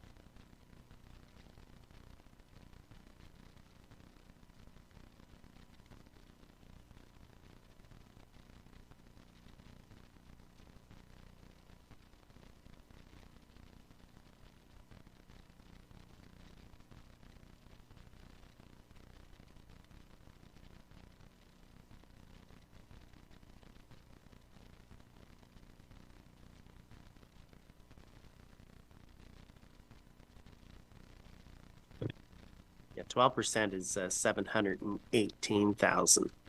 So if you double that, that's 24%. But Ellen's working on it, so I'm just talking to fill the blank airspace. Yeah, there's peace. I'd say that's a pretty good guesstimate. You've had a little experience with this.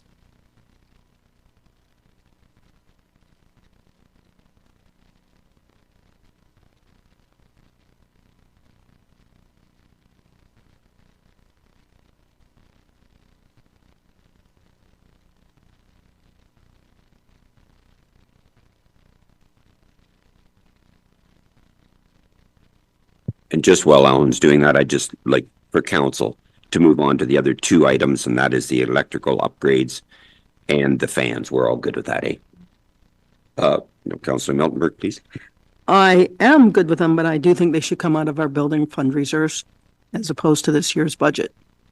Those building fund reserves, unless I'm wrong, are still left over from the K2 capital, or, our building, what do they call those? Yeah, we'll just hold that thought. Yeah, okay, I got you. We'll just hold that thought. Councillor Snowblin, a comment? Were we talking about the Birch Beach Road too? Oh, we will. We will. Okay. Yep, thank you.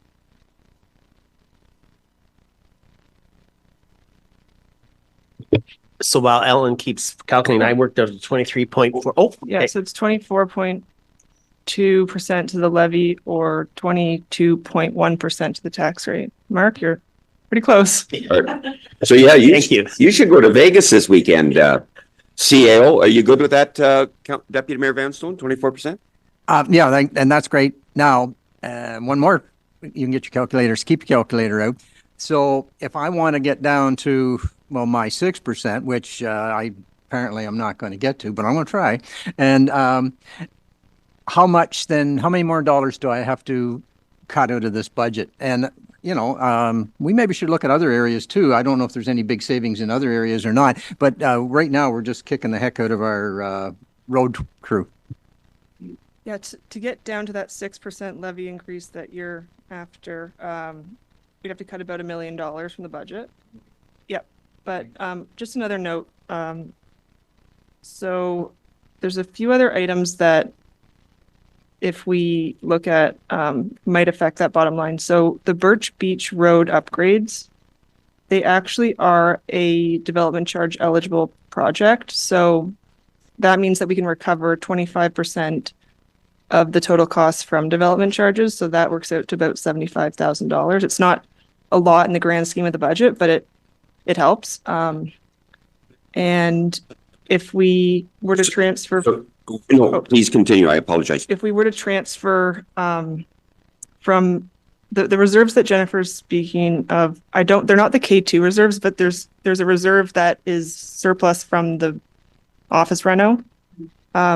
And we've been slowly drawing on that just for other facility projects. So if we were to transfer from that reserve to cover the lighting, exhaust, and the fuel tank upgrades, that would be $64,000 in potential revenue to offset that bottom line.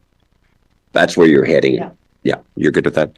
Okay, so just before I go to Deputy Mayor, so when you commented about the Birch Beach Road, as with what you're contributed, as opposed to 300,000, it'd be 225,000. Did I hear that correct? Yes, that's correct. Thank you, Deputy Mayor.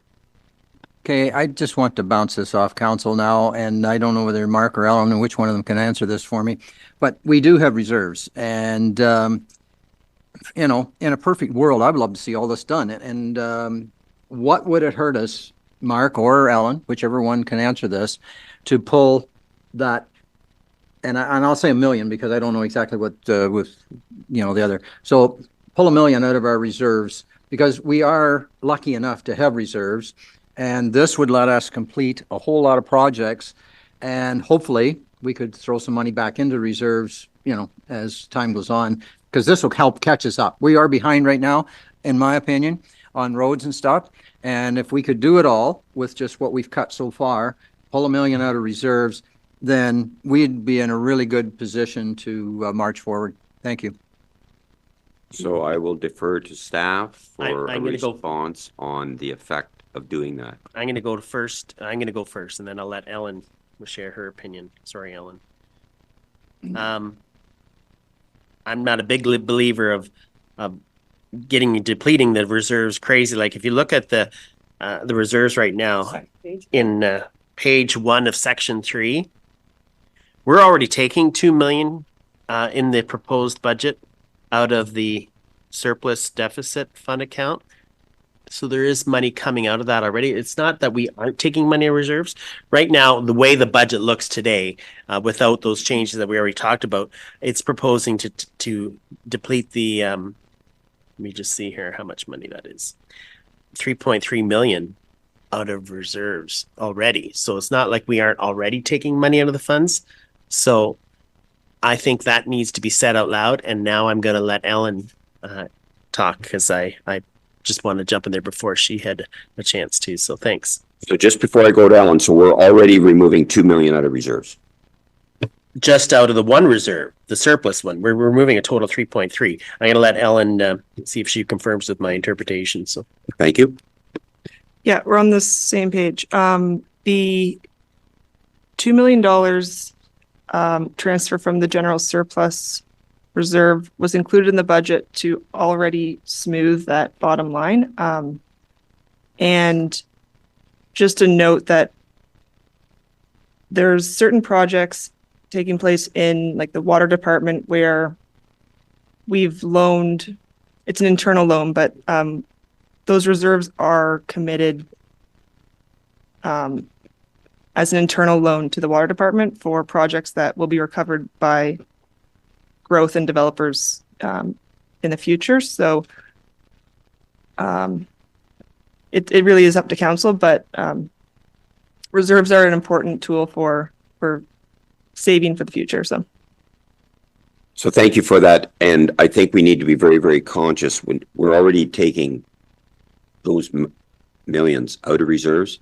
And as we deplete them with the interest rates where they are, that also has a very, very negative effect on our bottom line.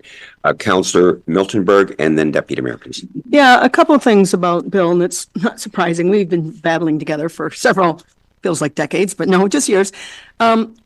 My comment is we're not lucky enough to have reserves. We have reserves because we follow the guidelines, which say you should put money in reserves so you can take them out for these projects, which is exactly what we're doing. And I just wanted to mention something that I forgot when I was, scrolling the web last night and reading about Kincardine. They are choosing to put only 3% into their reserves instead of 3.6%. And their treasurer has warned them that they are underfunding it by $11.2 million annually. So their capital projects. So they're saving money now, but it's anybody who doesn't understand that is pushing it off for whatever reasons of their own. But my reasons are, I want this to be sustainable. I feel like there's a lot of projects that were not funded properly for a couple decades. And it's unfortunate we're catching up, but it's fortunate that we have extremely low taxes already, although nobody likes to pay taxes. But if you look at your neighbor, we're really not paying that many. But yeah, I'm adamantly opposed to taking any more out of reserves, just in case that wasn't clear. Yeah, depleting reserves is we know where that'll end. Deputy Mayor. Yes, and thank you for that. I didn't realize that we had depleted it by another 2 million this year. But anyways, I guess I missed that when I was doing it because, as you say, reserves are very important. I know when I was on council for Colborne, we always kept reserves because not only do you have a reserve, but you have an interest fund there too if the interest rates are right. So, but anyways, it's just a thought that we could do some more, get more done this. So we have to go back then and cut. And I'm just going to ask Ellen this again. We're looking at another $1 million to cut back to my 6%. So I guess we'll go down through and see what we can get to and then go from there. So I thank you, Mr. Mayor. Yep, no worries. Thanks for that. Councillor Miltenberg, please. Well, then just for fun, you tell me how much we have to cut to get to my 12%? And then we'll know where in between we're going to end up.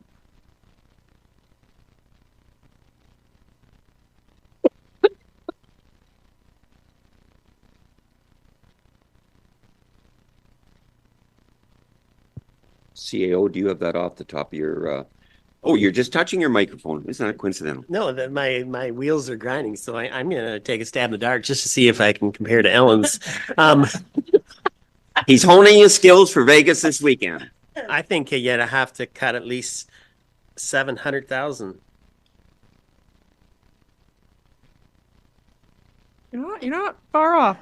So it's funny because I just scrolled down to the bottom of my thing, and the total deficit on page 38 right now, 717,426, and a 12% levy increase is 718,269. So with a 12% increase of the levy, this budget is balanced. CAO, please. Do I get a prize for that? That was pretty. It'll wait you in Vegas. Okay, so we good? If we talk about this next section, that would be the gravel road upgrades. I think we all realize the importance of that. Okay, Dungannon Road resurfacing. This year, next year? Councillor Miltenberg, please. I'm sorry, I know you've told us this information. How long have we already delayed this? Because it has been in the budget before. Yeah, so I had it included just last year's budget. And the last page I look at.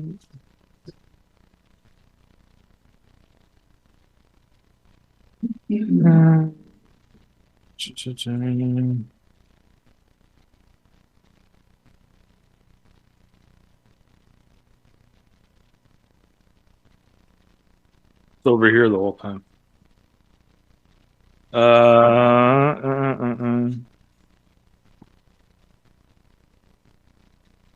So Dungannon originally they had proposed the work to be done in 2022. I had it on in 2023. It's not like it goes off and becomes a gravel road. It's not highly traveled. I would imagine that the reason it's paved at all is because it services the outside of town and there's a business on the one side. And they must have said, well, if we've gone this far, let's just go to the end of the block. But it's bad in pieces. We drove over it with a bus with very little action in the springs, so you could feel all the bumps. Yeah. So we had it in last year. It got bumped. Yeah. Councillor Hickey, please. My thoughts on this section, I would remove 3 of the projects. Dungannon Road, Birch Beach, and Loyal Line are my 3 removals. Thank you for that. Councillor Miltenberg, please. I would agree with Evan on the first one. Being Dungannon Road. Yeah, Yep. yeah, sorry. I'm still thinking about the Birch Beach because I am kind of concerned about making ourselves a bigger mess because we didn't actually finish the project. And as to the Loyal Line resurfacing, I have written here that if it's not done this year, it should be done next year. And if we are, I'm trying to keep track of how many things we're delaying until we're doing them next year, because I don't want to make a problem for next year either. So did I write that down correctly, that if we don't do Loyal Line this year, you would highly recommend that we do it next year? Thanks. Tom, please.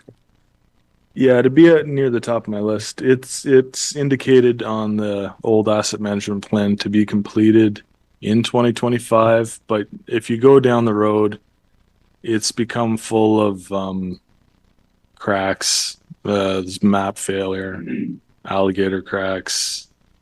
The issue with the cracking is water gets into it, frost susceptible materials get into it. You know how it goes with roads, they break up and break up. So I wouldn't want to delay it too far into the future, but you're almost in a position like you were with Belfast in the previous year where you're like, well, let's put it off, but we have to do it next year. Continue? Yep. Follow up, Councillor. Yeah, so in all transparency, I drive up Cransford 9 and then I take Loyal Line. So I'm on that road. No, you're talking, no, it's the other side. It's not a great road on the other side either, just so you know, it gets worse. But if we defer that with a strong recommendation of staff, and by the way, I'm a big fan of following staff recommendations, which is why for sure, Bill, I can't imagine going under 7%. But that means we're deferring 665 plus another 1.7. We're already deferring over $2 million next year simply because we don't want to pay for it this year. And then let's say next year they come in with gravel road upgrades. That worked great. I'm a real fan of giving every area something. So I guess I could probably just stop talking because I'm kind of okay with it as it is. But I'm okay taking out the Dungannon Road. I would want assurances, I guess, from Tom that if we don't do the Birch Beach, that we aren't really shooting ourselves in the foot because we started it. And I think the Loyal Line, I would be more happy with it in. Okay, thank you for that. I want to thank Councillor Hickey for really moving us forward. These are the 3 items that we need to discuss. So thank you very much for that. Deputy Mayor. Yes, and I'm going to be bugging Ellen again. If we took out Dungannon Road and Birch Beach Road, what percentage then are we having to raise the taxes to accomplish our budget? Yeah, I just need to make a correction. When I told you I had taken out Loyal Line, so we have to add 600,000 to our plan here, so more to cut. But so Bill, if we take out Dungannon and Birch Beach Road, that's what you want to know? Okay. Microphone, please. Yeah, and leave Loyal Line in because I thought it was in there. I didn't realize you'd already removed it. I'm just going to jump in while Ellen's doing that. Just keep in mind that right now, a majority of those two projects are being funded by the OCIF fund. If you follow the green, see those green items on the expenditure side on page 17. If you look on the revenue side, page 16, they're funded by most of it from the OCIF. So the cut, if I anticipate Ellen's response, will be minimal, but we can also use that OCIF fund for something else too. Yes, so if there's another project in here that we could use the OCIF instead of those three green ones, we could put it to one of them. Yeah, what would happen is the funding allocated to, currently the OCIF is allocated to Dungannon, Birch Beach, and the gravel road upgrades. So if we were to remove any of those projects from the budget, the OCIF funding could be allocated to another project. Probably not Loyal Line because it is expensive, but we can evaluate that. My computer is just frozen, so I will have to just wait on the number for you, Bill. No problem. That's okay. So with that understanding of Dungannon Road and Birch Beach, could we just leave them, just park them while the computer gets thawed and go to Loyal Line resurfacing? Can we put that off till 25? What is the sentiment of council? Councillor Miltenberg, please. Again, I think if we say we're going to do it in 2025, but then we're committing to $2.3 million for next year's budget by not doing them this year. And then what are we going to do next year? Say, oh, well, now we're like, how far off can we push it? I wouldn't want to make that. I don't want it to come out, but I'm just as interested as Bill is in the actual number. If we take out those two projects, reallocate the CIF or whatever the grant is, what does the number look like then? I don't think I can go any further without that.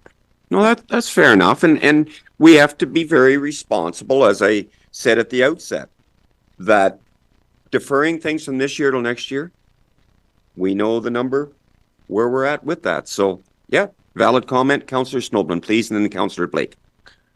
I would concur with Councillor Miltenberg that, we've already committed to deferring over $1 million till next year. And we start cutting more, especially a $600,000 item. You're committing $2 million before you even get started next year on anything else. And I'm not sure that I want to live with that next year. Valid comment. So going back to your question at the very beginning, Mr. Mayor, what are you comfortable with? I had said 8%. I think I'd be willing to go up to 10% just to prevent the deferral from being too high next year. Valid comment. But having said that, I think we need to really examine again a little further about debenturing Port Albert if interest rates are in line with our thinking. Okay. Thank you for that. Councillor Blake, please. If I may, a question for Tom or just waiting for Ellen's computer.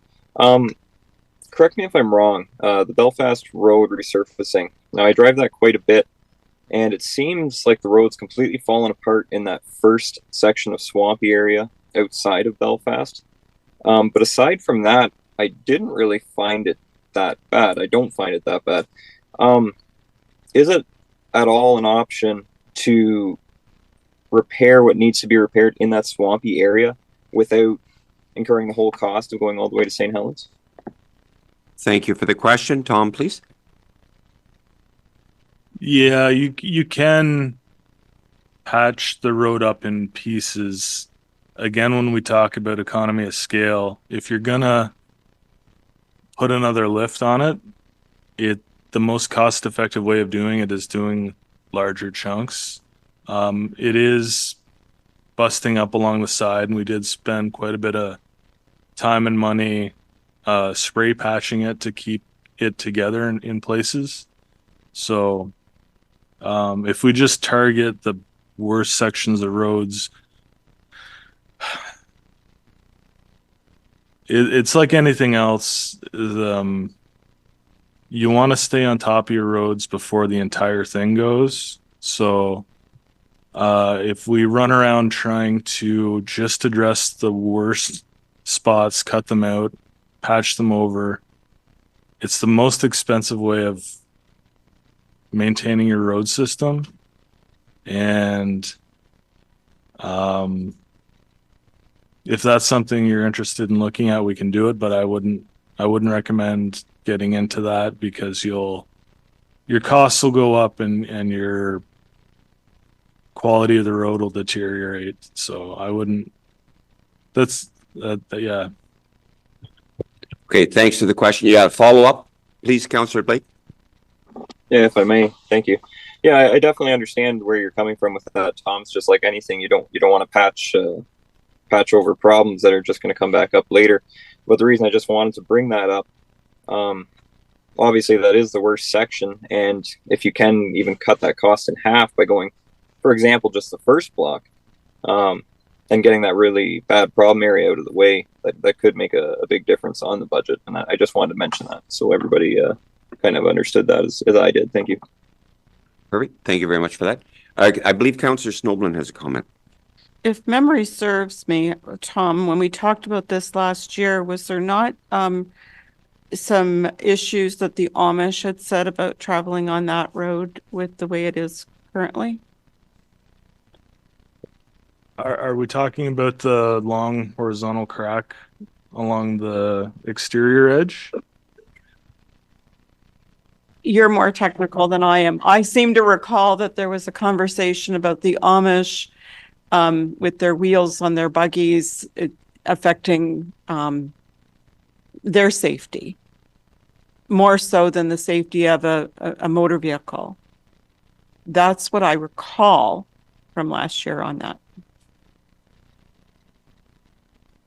So anecdotally, I got comments that there is long cracks along the one side, and the wheel gets down into the rut, and this is pushing the asphalt apart, and it's causing issues. So we did try to seal that as much as we could last year. So we did look at that when we went over it with the bus tour. And there was a big push, as I recall, to have this piece looked at in this year's budget. And it is the #1 road that the Public Works employees in Ashfield would recommend doing in that area. So that's why it's in this budget. That's why it's in last year's budget.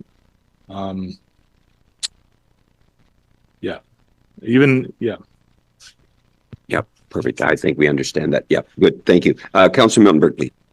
Great question and great explanation. And this is more for my knowledge.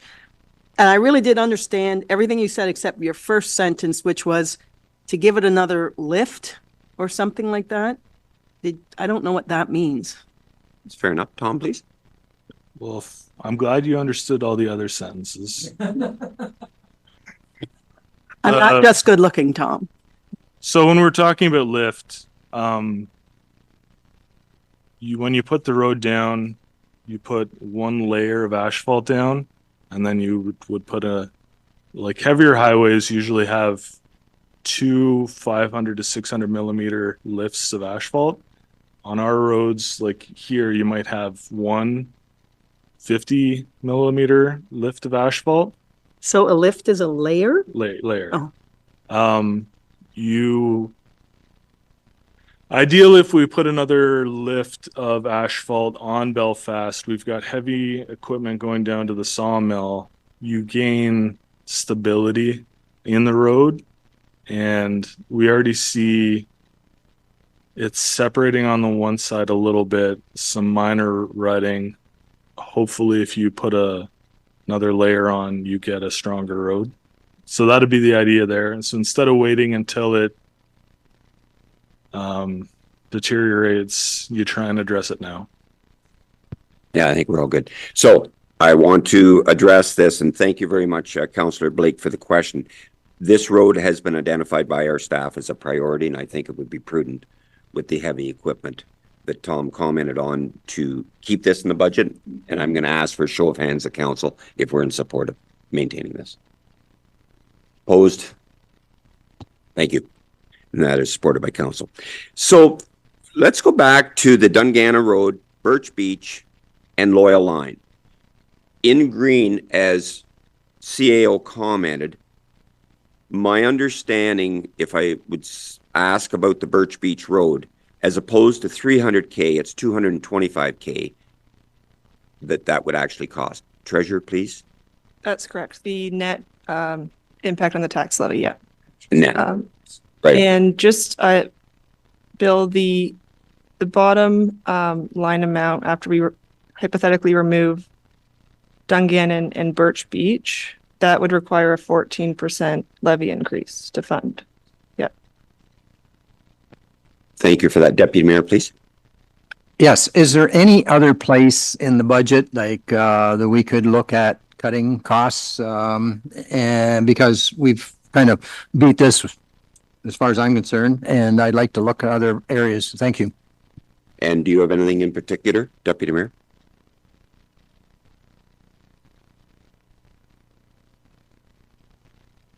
Might help. And, you know, I'm probably going to ruffle some feathers here, but there was one, we're proposing a $20,000 cost for a consultant to come in to You know look at what's- the wages. Excuse me, do you know what section that is? Just Oh, so that we no, can I follow? left my notes at home, sad but true, but it's in the office, part of it.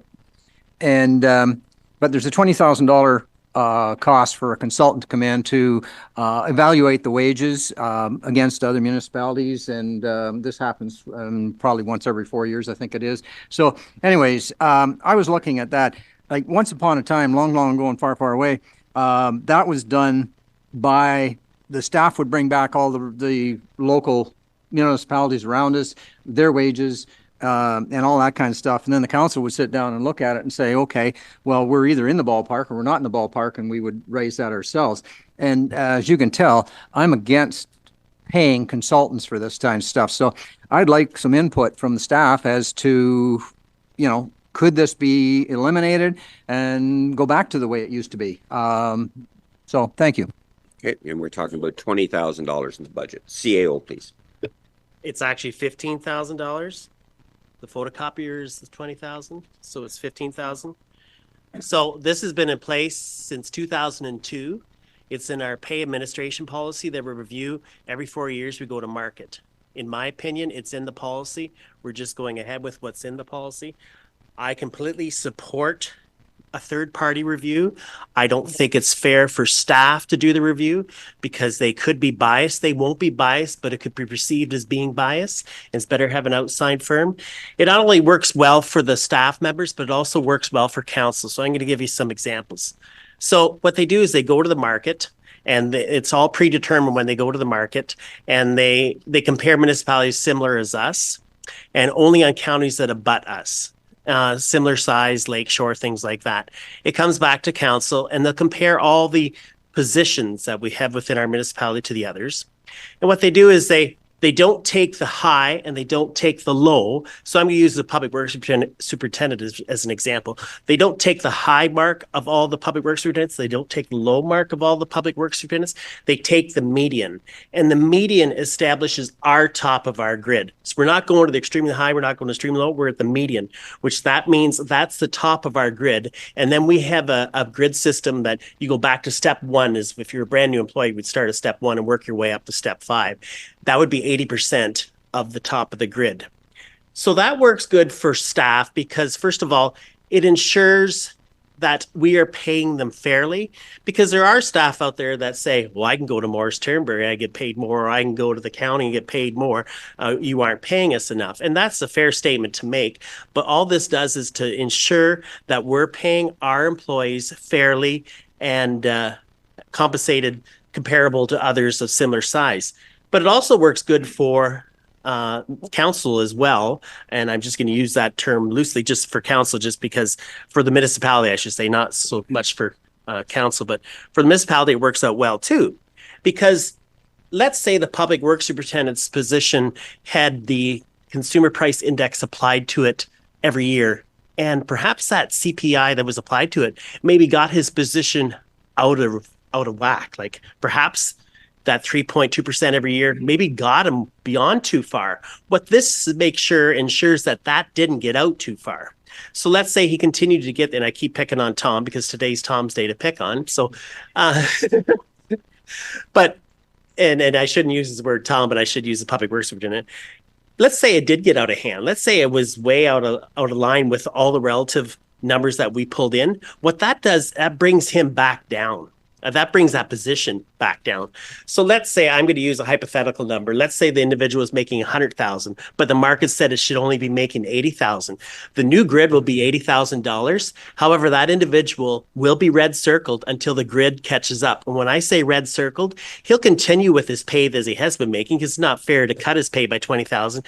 He won't get a wage increase until such time that pay grid catches up to what his current pay is. So it works good for both parties involved, not only for the staff members to make sure they're paying fairly and equally to other municipalities their size, but also for the municipality to make sure that we aren't getting out of line. And some council members here may say right now, they say, well, that doesn't happen, Mark. It does happen, and it has happened. It's happened to recreation employees, if I recall, and it's happened to the CAO. So it does happen that there could be red circles. So I think it's good for both parties, and I would not want to take that out. I think if you want to make a lot of employees upset, I think that'd be a good thing for council to do. So I think it works best in both parties. Thank you. Thank you for that fulsome explanation. Thanks for the question. Councillor Miltenberg, please. Okay, I've been having fun with my calculator over here. And I think it would be perhaps helpful for people if we put it this way. For years, there was 0 to 2% inflation. Okay, so when you did a 2% tax increase, it actually was a 2% tax increase. Right now, the inflation for last year is 3.7%. So if you don't do 3.7%, you're actually giving a tax cut. So if you want to give a 2% tax cut, your actual rate should be 5.7%, right? So now if you move on to, we are supposed to put money into capital assets so we can do these projects. When you talk about the 3.7%, it's not actually money we're spending, it's money we're putting away. So you're putting it in a savings account. So to say you're paying taxes, yes, but it's deferring your future taxes and what it is. So if you took that it should be 3.7 plus you put 3.7% of your money in a savings account. If you wanted a 2% tax increase, you should go to 9%. But just for fun, because I'm real happy with the budget right now where it is. I'm not working much harder, though I might support some people. That's 14%. At a 14% tax increase, we are still the lowest. If you take Blue Water and you put on their 6.7%, they're still higher than us. And they did it knowing that their staff said next year you're going to have to do 30%.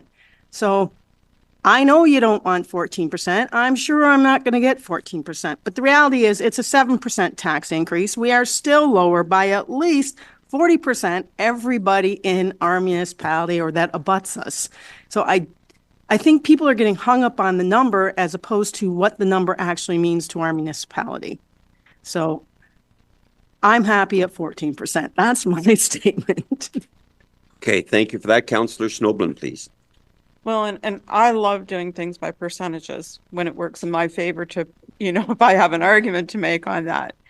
But I think it's also prudent for us to look at what was an 8% increase was roughly $99, $100. So I think it's prudent for us to look at that as well as looking at the percentage. I don't have that opened up to my book, but you probably have it at 14%. What does that work out to, Councillor? The dollar amount then, Mr. Mayor, is there? Please, if you have it, thank Well, you. staff actually didn't go as high as 14%. They went to 12 and it worked out to $150 extra. Yeah. So I guess my point is that maybe we should be looking at the percentage increase as well as the possible dollar increase. And I know last year I made the argument on the 7% increase was the average farm. Most of the township or municipality is farm related. if the average farm was 600 acres, it came out to about $1,500 to $2,000 in taxes. So, and grain prices were good. Farmers were happy the last couple of years. So maybe that's how we need to look at it from a different perspective as opposed to percentage wise. Look how it affects the average person, the average assessment on, what is it, 275,000? Yeah. Correct. And yeah, just on CEO, did you have a comment, please? Yeah, so just following up with what Anita, so that's page 4 in section 5, if anybody wants to look at it. So 8% is less than $100. It's $99. 12% is a 50% increase. It's $150. Just to put things in ballpark. If I could go back to page 17 that we have been discussing on the capital project. So I'm sorry, that would be section 2, page 17. And I'm just going to ask Ellen a question.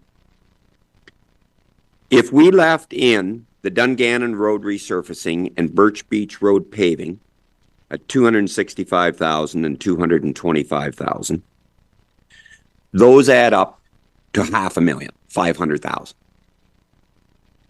And if we were to take out the Loyal Line resurfacing at $665, where are we at, Treasurer? Please. Just scroll into the bottom here. So that brings us to a required levy increase of 13%. Just another consideration is there are some reserve funds available in the Community Benefits Fund, the K2 project. Currently, we're allocating $2 million towards Port Albert for that project. But there is another $1.2 million in those reserve funds because we have been deferring projects for so long related to Port Albert that fund has grown. So it is an option we could transfer from that reserve to get us to the percentage levy increase that council is comfortable with. Okay, because we have reduced the Ashfield Street phase of this year to 1.5 million. Oh, absolutely. Councillor Miltenberg, please. So my understanding of the K2 reserve fund is we get somewhere around 700,000 a year. I'm not trying to get the tax rate lower. I'm trying to keep the lowering line or the Loyal Line in, but I have no problem with just having in reserves whatever we got the last year. I know we got behind and we used 2 million for Port Albert. But I have no problem actually pulling more out of that so long as the amount we leave is a year's worth, because we're about maybe halfway through this project. This is coming to an end. We're almost closer to the end than the beginning, and it's going to be a sticker shock when it happens. But so long as we keep 1 year's worth in and use that money in preserves to make up for the fact that we have been underpaying taxes for a significant amount of time. That's all there is to it. So there has to be a way to we're losing the pack even, people. And I know that it's not important, but it is, because when people say we're paying high taxes, not relative to anyone else. So you have to kind of keep that in mind. So I don't have any problems bringing out and leaving 750 or so in that reserve in addition to whatever else we took out of it. I mean, I'm okay with that. I know I just said no reserves, but for that particular one, because it's yearly and replenished by somebody else, I don't have any problem with that. I understand what you're saying, and we do have the lowest tax rate of any municipality in Huron County, and that's because of prudent budgeting from previous councils and staff. Deputy Mayor, please. Okay, this is Stellan again. Can you explain that then? We have, what'd you say, 1.89 million in that reserve, and we could take $1 million out of it and still leave 0.89? So the opening balance at the start of this year is just under 2.5 million, and we've budgeted 2 million towards the Wellington Street project this year, carryover from last year. That's last year's budget amount. We are set to receive another 700 and change thousand from K2 this year. So that would put our projected year-end balance at 1.2 million. That includes this year's revenue, though, like the grant we're receiving. No, yep, great questions, great information. I'm going to ask a question. What is the sentiment of council on Loyal Line resurfacing? It's 665,000. Can we defer that to 25? Do you prefer not? First will be Councillor Snowden. If I understood Tom correctly, I thought he said that that was due for 2025. Am I correct, Tom? Yeah, so when the roads need study was initially done in 2021, it was slotted in at 2025. Yeah, you're correct. So if that's the case, I'd be happy to defer that. Okay. So let's discuss this. Deferring that, it was slated for 25. Public Works has indicated that is possible to defer it till 25. Can council support that? Councillor Blake, please. Sorry, I was just showing my support. Thanks. Okay, no, thank you for that, Councillor Blake. Does anyone else have any comments before I ask the question? I'm going to ask for a show of hands. Oh, please, Councillor Miltenberg. So Tom, if we choose to defer it to 2025, would you be coming back to us in 2025 saying, the guys, the township staff or whoever drives over it is prioritizing this one this year? It'll definitely be in next year's budget, and I'll definitely remember the discussion we have right now. It's always up to council on what they want to go forward with, and I would recommend it be done in the following year, just as we did with Belfast. Yep. All right, then I could support it. Okay, I'm going to, Councillor Hecky, please. Just to go back to those three, because I think this would still put Dungannon and Birch in. Is that right? Well, no, we'll discuss those. Yeah, that is the sentiment that. Yeah, I'm just looking at the whole group of them Totally, together. totally. That So is correct. Dungannon Councillor and Hecky. Birch would be going out, and Loyal would be held off a year. That's That's correct. kind of the way we're leaning right Yes, now. that's right. Okay. I'm still looking at Dungannon. I would be open to talking about Loyal Line for the reserve for this year. And Birch and Dungannon still out.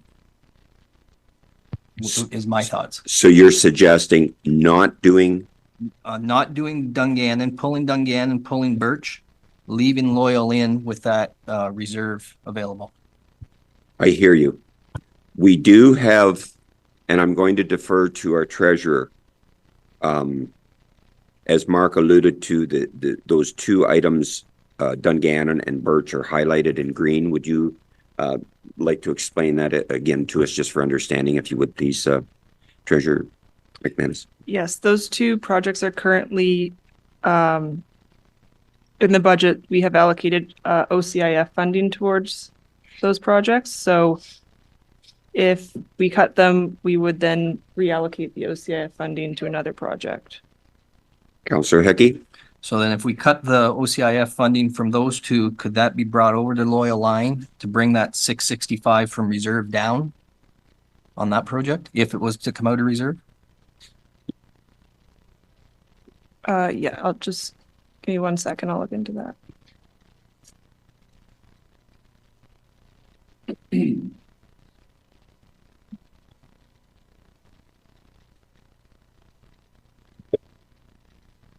CAO, please. Yeah, I think there's still 205 in there, but that's Ellen can confirm that after the 615 came out. Yeah, that would be fine. I was still working on a calculation from our last discussion. If we didn't remove any road projects, hypothetical, and we transferred 700,000 approximately, which is this year's K2 funding from reserve funds. I'll have to double check my math, but that would leave us with an 11% levy increase requirement. Okay, thanks. So on this discussion, Tom, I'm going to ask you a pointed question. Of those three that we're considering, Dungannon, Birch Beach, and Loyal Line, if I asked you if one of those, which would be your priority, or your least priority? If we had to take out one, which would it be? I thought about that a lot, and the main reason I'd take Loyal out is the price, and that's been my thought for a while now. I'd leave it. I wouldn't break it up and try and do it in halves either, because we are getting a discount on the rate for having the whole thing. We're in a excellent situation here where the roads are all straight, and the asphalt companies love it because you just go in one. There's no, yeah. So, of those three, the first one is Loyal. Okay. I still think that there's merit to all of them. It's just Loyal. Okay. No, that's good. Good discussion. Good consideration. Okay. Oh, your Councillor Miltenberg, please. I'm just going to ask, if we did that, took Loyal Line out, went with the K2 reserves, taking more out of them, took out the two projects, what's our tax rate now? Stand by. Yeah, Councillor Hickey in the meantime. Just to clarify that question, take the reserves out for what then? If Loyal Line was to come out, what would you be talking about for that reserve payment? Yeah, thanks Any for the road question. project, I think because it has to be. road currently project, right? Belfast Road is unfunded, so that's 525.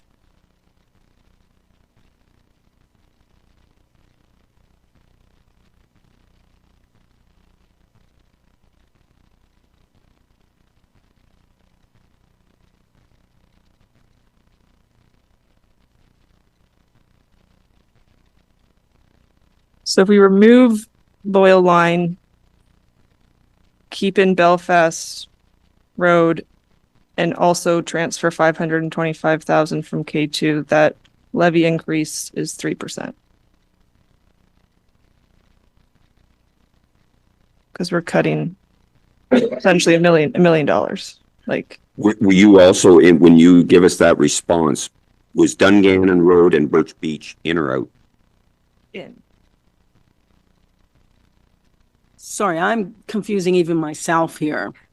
You all know what I'm aiming for. I'm trying to get it low enough that Bill will agree and high enough that I'm still happy. So let's say no reserve transfer. We're going to take out Dungannon, Birch Beach, Loyal Line, and part of the Ashfield project. What rate are we at? Because I don't want to take out of reserves. I'm agreeing. It's gonna be very frustrating for you, but we're back at 12% because like Loyal Line is it's very expensive. So it's 600 and whatever. So that essentially is a 10% increase, right? I'm just itself. So if we play around with Loyal Line, we either have to increase the tax rate or transfer from reserves to offset that amount. But the 12% is taking out the transfer from reserve, the K2. So I think, Mr. Mayor, this is where we start arguing about the tax rate, because I think we're kind of agreeing on the projects, but how much are we going to take out of reserves to get it to a tax rate we all like? That's where, I mean, we have to go through the rest of the budget, but I'm kind of thinking we're getting a lot closer if I'm hearing Ellen properly. Yep, I agree. Councillor Hickey and then the Snowden in that order. And I just want to follow up to make sure I'm hearing her properly. So just to go top to bottom in that section, gravel roads update is in. Dungannon and Birch would be reserve. Is that correct, Ellen? I'm just clarifying my list. Yeah, reserve payment.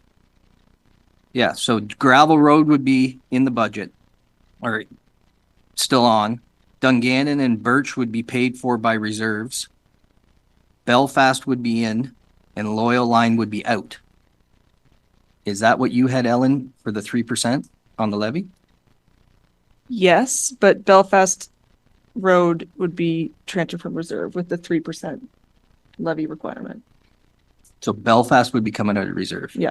So And what about Birch and Dungannon? also from reserve. Those three would come out of reserve. Okay. Okay, thank you. I was just looking for a full list to Really? clarify all that.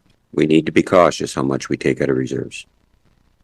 Councillor Snowden, did you have a comment, please? I'm glad you led with that because I'm not comfortable taking anything more than what the grant is for this year out of that K2 reserve. If you want to take out this year's contribution from K2, I'm okay with that. But when you start dipping into it, what's already in the reserve, I don't think I'm comfortable with that. Once it's gone, it's gone. And how many years do you have to, save again? And we've already deferred 1.7 million and we've already deferred another 665,000. And we were talking about that 2 million. That's 2.5 years of K2s just to get that back. So that's where I'm at.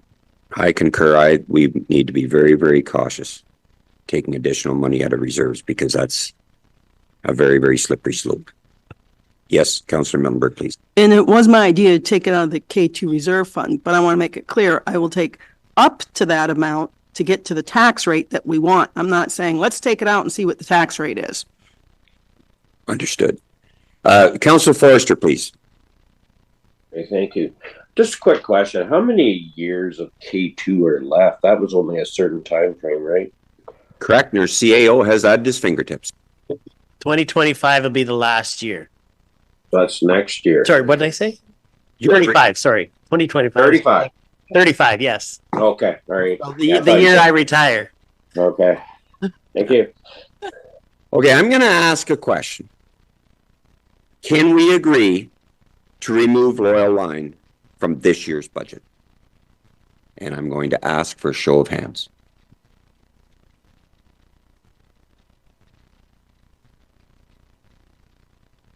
So that is supported by council to remove that.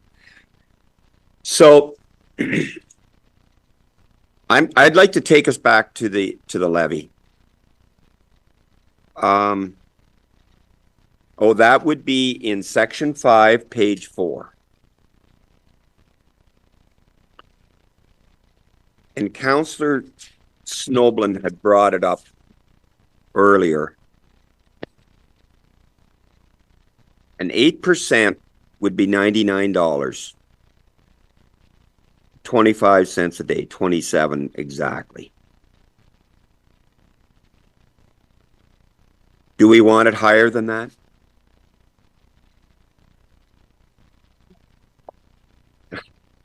So, and the reason I brought that up is because if we're talking 8, 9, 10, 11, 12, let's kind of get our heads around that, and then we'll see we got 2 other roads that we have to decide what we're going to do, and if we are committed to doing them, where's the money going to come from? Councillor Miltenberg, please.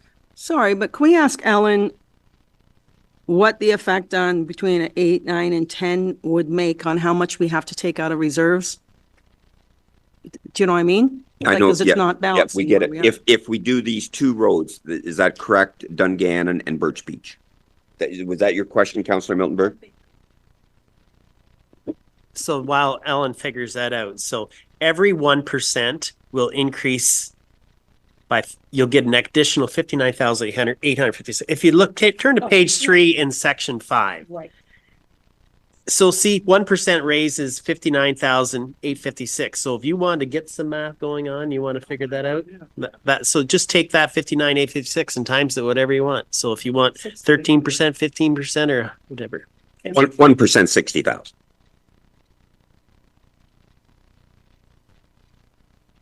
Councillor Snowden, please. Mr. Mayor, can I go back to some opening remarks from Councillor Miltenberg? She had some comparison numbers from neighboring municipalities, and as much as I don't like, following the pack because that's the direction everybody's going, I think it might give us another perspective when we're talking about percentages and dollar amounts, where we're going in relation to our neighbors. And if our neighbors are at 14%, well, then 8% doesn't seem so bad. 10% doesn't seem so bad.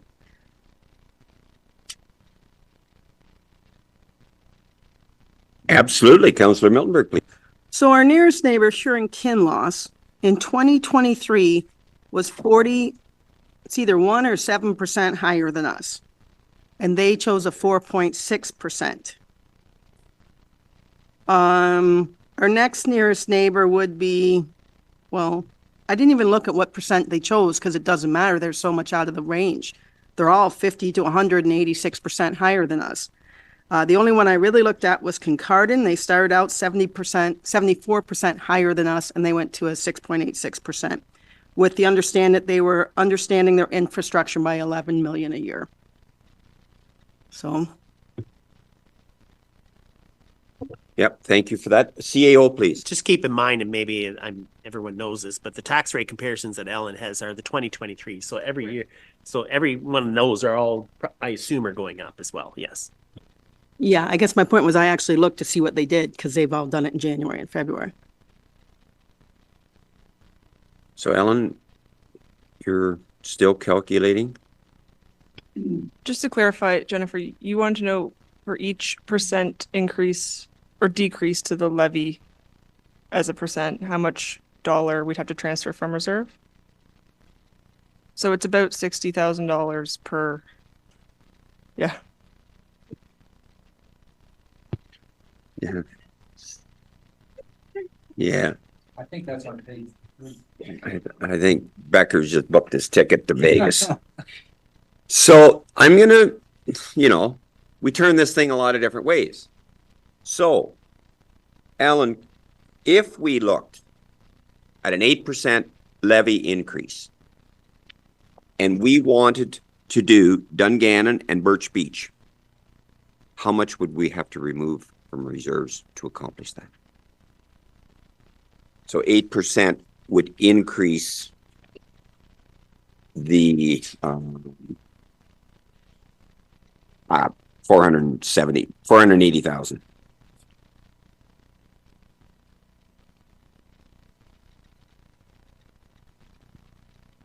So like currently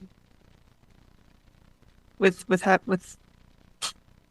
Loyal Line removed, it's a 12% levy requirement. So to get down to 8, we would need to cut about 250,000. Is that correct?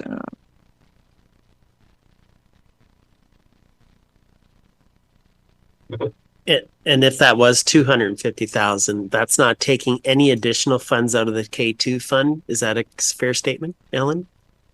That's correct. So I guess I'll continue letting Ellen make that calculation. So just following up what Jennifer says is right now we have $1.2 million in K2, and to come to this, was it 12% we talked about? 8%. Or 8%? 8%. Yeah. And Ellen said if we'd have to take that additional funds out of the K2 fund if you wanted to deplete it down to, I know our annual amount that we expect this year is 730, but I'm just making that statement in case I'm just killing time for Ellen. And Yeah, if we were to get the levy increase down to 8%, we would have to transfer 240,000 from a reserve fund. The projected balance of the K2 account is 1.236. So we'd be ending the year with about $1 million in that reserve still. Does this kind of make sense? Absolutely, Councillor Miltenberg. It is making sense for this year. I'm looking at if it's making sense for next year because we've taken out $2 million worth of projects. And if every 1% is about 60,000, you're talking about a 33% tax increase or taking a whole bunch of money out of reserves next year.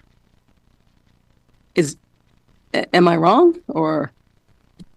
That's what we're deferring, 2 million to, we've identified 2025, not deferring it. Great comment. CAO, please. And I'm only going to repeat what I think Jennifer and perhaps Anita repeated a while back.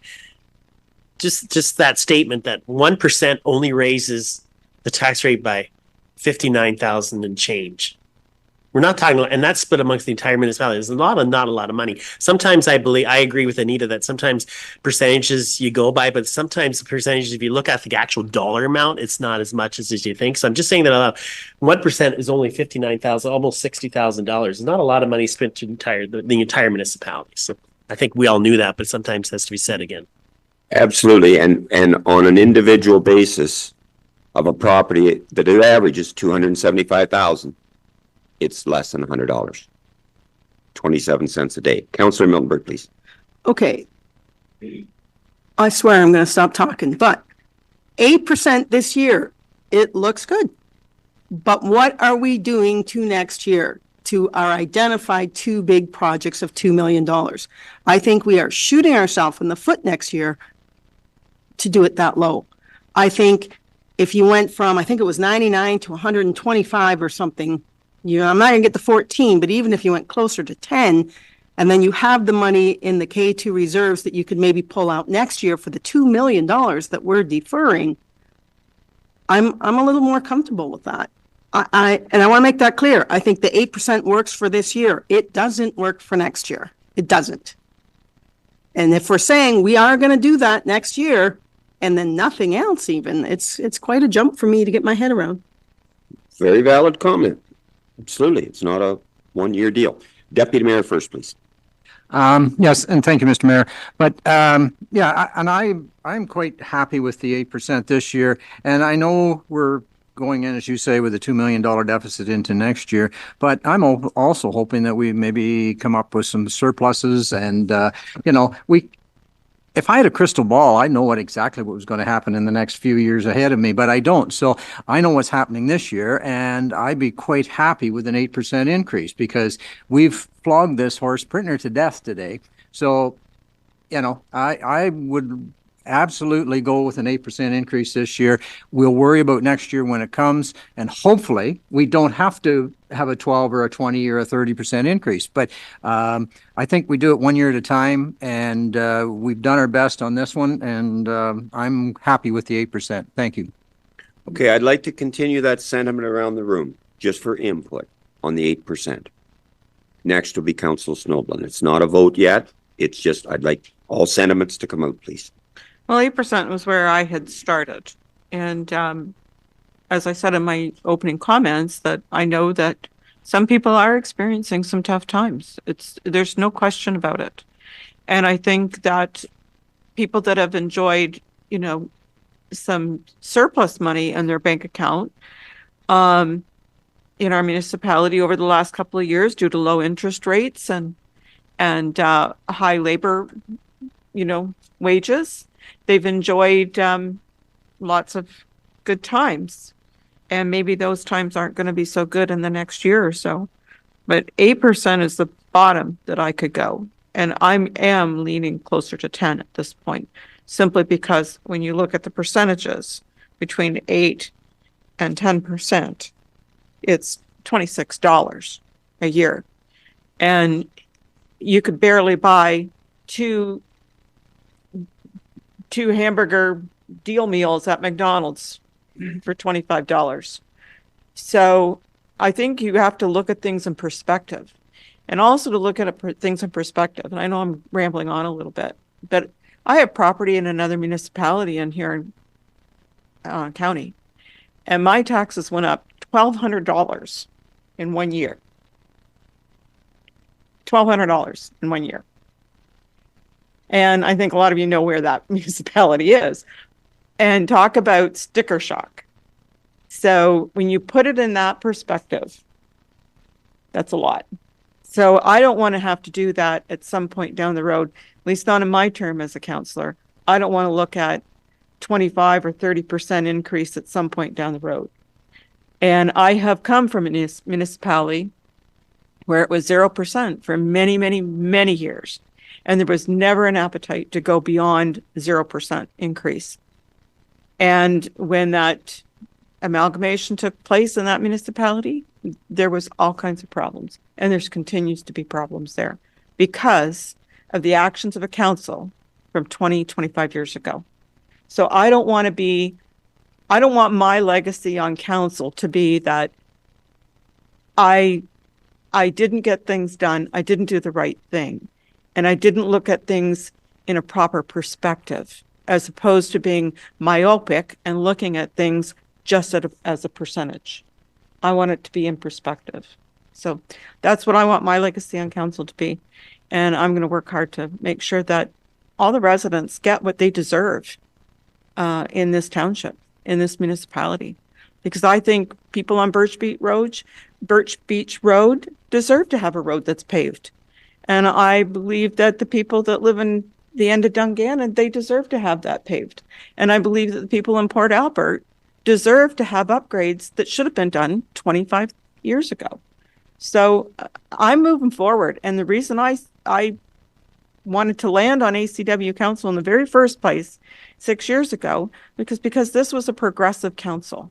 I saw it as being very progressive. Compared to where I came from, it was very progressive. And I don't want to be part of something that's going to be moving backwards going forward. I want us to be a lighthouse to other municipalities. So, Mr. Mayor, if you're asking for a percentage, bottom line is 8%, but I'm leaning closer to 10 at this point. Thank you very much for those heartfelt and intelligent comments. Councillor Hickey, please. Thank you. I started the day by saying 2 to 4%. I know that's not going to be met. I'm not comfortable, I don't think, at the 8% either, though. I'd like to find something in between. I understand you can't deplete reserves, and I understand you can't keep pushing things over to next year on all these big road projects. I think there's still a little bit of play in a couple road projects that could be done. I'm not a fan of going after Birch Beach. If you take Dungannon Road beyond Saratoga over to Prosperity and Prosperity down, it is in far worse shape, and I can't justify putting pavement on Birch Beach when and I'm not trying to be silly on this, like you almost need a helmet when you're driving your pickup truck down that road for the potholes that are in it. And I know it's the time of year for potholes to come out, but I would still like to work on a few of these road projects, and I know I can't be 4%, but still under the 8. Thank you. So what's your number that you're suggesting, Councillor Hickey, please? I would have to see what they were. I'm not for Birch Beach or Dungannon right now, and with the OCIF funding towards Belfast Road and the effect it would have on the reserve, I would like to see the numbers from that. And then after that, be able to see where that places us. Okay, thank you. Councillor Forrester, Blake, and then Miltenberg, please. Thanks, Glenn. I'm leaning more towards, I don't think 8's enough, and I know 12's too much, so I'm 10%.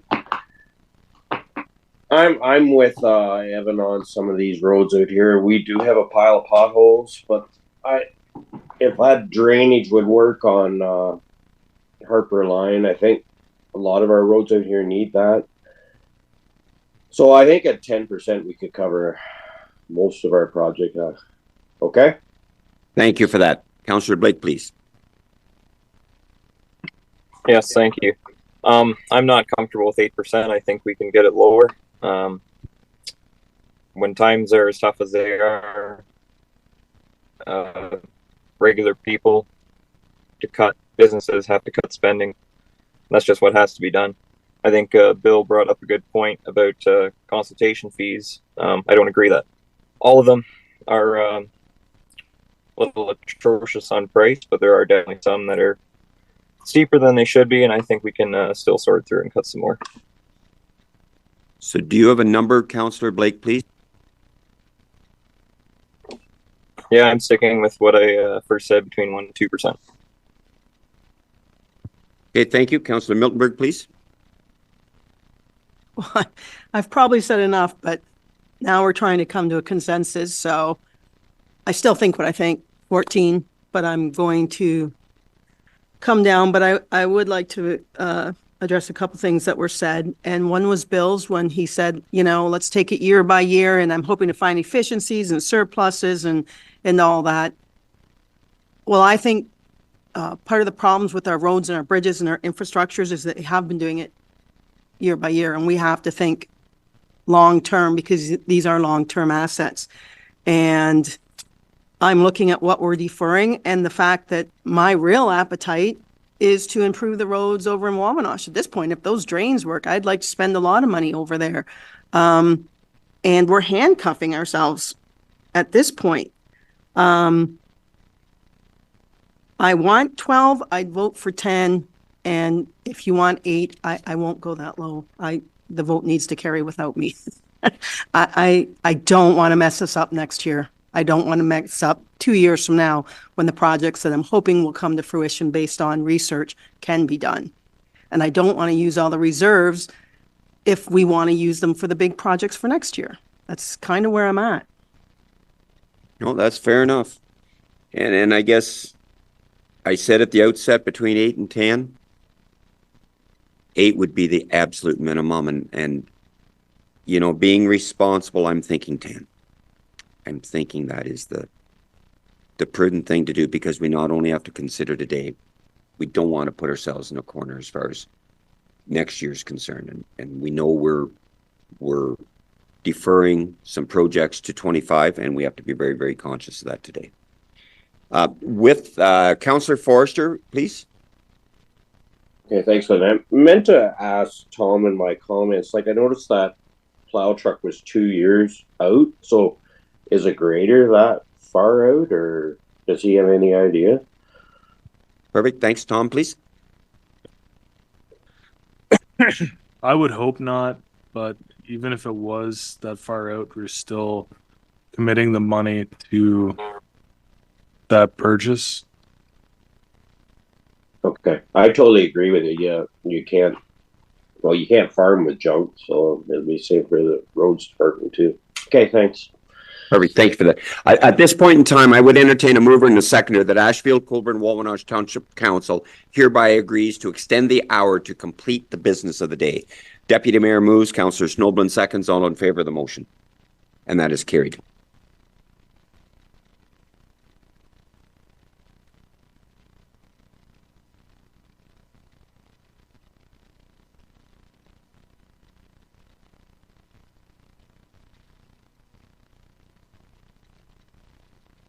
Oh, I apologize. I want to confirm, does this council agree, and I just want clarity, that Dungannon Road resurfacing and Birch Beach Road paving, that is in the budget for this year or out of the budget for this year? Confirmation, please. Councillor Snoblin? Say that again, Birch Beach, Dungannon, and That was it. Dungannon Road resurfacing and Birch Beach Road. are in. They're in. Are they in? Is that our thought that they're in? Yep, Deputy Mayor and then Councillor Hecky. Well, be honest with you, Glenn, or Mr. Mayor, sorry, that I would like to see Birch Beach roads taken out and left for another year. I know we're moving things on down the road, but as I said, there's gravel roads in this municipality that are 10 times worse than this one. And I think if we need to put gravel on some places, we need that extra money. So I would like to see it out. So that's my opinion. Thank you. Okay, thank you for that. And I'll just comment that if we do not pave this road, it will deteriorate because it is just, thank you. Councillor Hickey, please. I think I'm repeating myself, but Dungannon and Birch, I would want both out. Dungannon, from Dungannon out towards Saratoga, I would say the first 3/4 of it is in pretty good shape. I don't think it needs the work beyond. As you get closer to the intersection at Saratoga, it does get a little rougher. But if you want to compare to Loyal Line, which we've already taken out, I think it deserves it before Dungannon, to be honest. So my vote is for both of those to be out. Okay, I wanted clarification on this. Councillor Snoblin, please, excuse me. I could live with Dungannon coming out, but I wouldn't be happy about it. But as far as Birch Beach Road, there's been some kind of an unwritten policy of the council that they pave one road a year. And I think once you start, chipping away at some of your agreements, then it's too easy to keep chipping away at it. So if you're saying that you pave one road a year, let's pave one road a year. Fair enough. That's been the sentiment. Councillor Miltenberg, please. No surprise. I want them both in. The only way I would take them out is to reach a consensus on a rate. And I also would be open to taking money out of the K2 capital reserve, because I think you're right. They're projects that we started and we need to continue. But the first one to leave would be Dungannon. I think Birch Beach, we started it. We need to finish it. And then if we want to revisit that, I don't think it was unspoken. At one point it was spoken, I don't know how long ago, the policy of, let's pave, then let's change the direction. But that was the direction, and that's why we started it. And I'd like to see that project contained. But again, for my purposes, I'm done with the budget. I'm just working to make it, work. I'm happy to leave them in. Well, thank you very much for that. We're all going to work together to accomplish this. So I'd like to do this one at a time, and I concur with your sentiments, Councillor Snoblin, that we built this road up with the intention of paving it, and that it doesn't deteriorate, as Tom mentioned. Let's deal with Dungannon Road resurfacing. And I'm always in the positive. So who is in favor of keeping this in the budget for this year? A show of hands, please.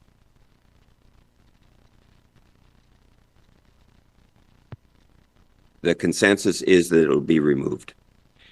Birch Beach Road, who is in favor of leaving that in the budget for this year?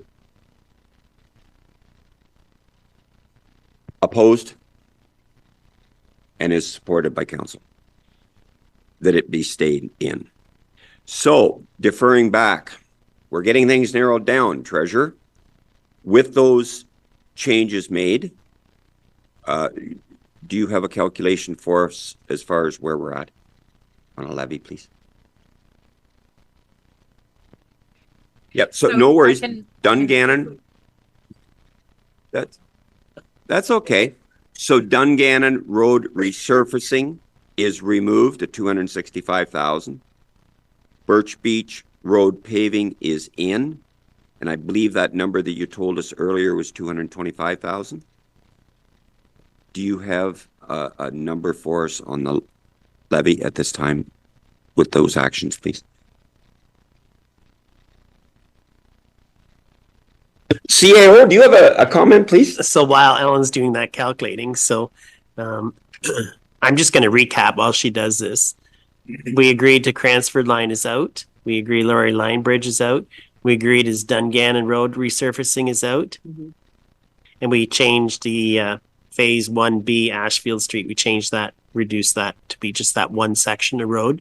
1.5 million, correct? And then also on the revenue side of that, we have to be mindful that the green was also coming from OCIF. So I guess we'll see what transpires. It looks like Ellen is ready. I've gone ahead and reallocated the OCIF funding to go entirely towards Belfast Road. And then the Birch Beach Road paving, the 225, and the gravel road upgrades will be funded by the tax levy. And that leaves us with a levy increase requirement of 8%.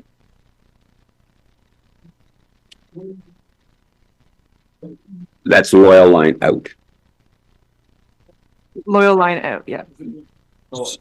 Sorry, I didn't say that. No. So Loyal Line is out when you had that proposal. Correct. Yeah, is Loyal Line in? No, Oh, okay. Loyal Line is out. Okay. That is the decision of council. Councillor Miltenberg, please. Well, I guess it doesn't matter, but if you put Dungannon Road back in at 265 divided by 6, you're talking about another 4. Thank you for that. Okay, so do we have a consensus? That's fair enough. I'm going to ask, is 8%? Can council support 8% or not? Oh, absolutely. A question, Councillor Hickey, please. So that, 525,000 from Belfast Road, you would put the OCIF towards that, and then the remainder would be in the budget or through reserves? That's still budget? Yeah, to get to that 8%, that is not transferred from reserve. That's Not just- transfer. Okay. So absolutely. And just before you go there, so at that 8%, and how much are we taking out of reserves? Please, Treasurer. Nothing additional that we haven't talked about. Like there's no additional K2 transfer with that 8%. Okay, thank you for that. Councillor Miltenberg, please. Councillor Hickey. If we took that Belfast Road and put it out of reserve, I would be curious to know the tax levy on that and probably be happy with it. I don't know how much that would be, but it would still be below the 8, which I don't think will be supported, but that's what I would like to see, that reserve to cover the K2 reserve to cover the Belfast, and that's it. Okay, so CAO, please. Ellen, I thought you said that Belfast Road was coming from the OCIF. Yeah. Sorry, to clarify, the original allocation of the OCIF funding, which was going towards gravel road upgrades, Dungannon Road resurfacing, and Birch Beach Road paving, has been taken out of the budget. And because we only have $580,000 of OCIF funding, so I've allocated $525 to cover Belfast Road, and then that leaves us with a unbudgeted amount of $275, which is the gravel road upgrades and the Birch Beach Road paving. And that currently is being funded by the tax levy. So if you wanted to try a transfer from reserve to cover the $275 there, then we could see what that is.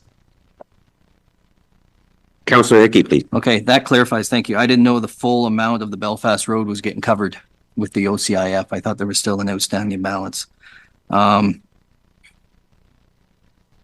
Okay, I need time to think about that. Yeah, not a worry. Councillor Snowden, please. I was going to say that, but also I think when you talk about reserves, it's like your bank account, like it's for projects. Okay.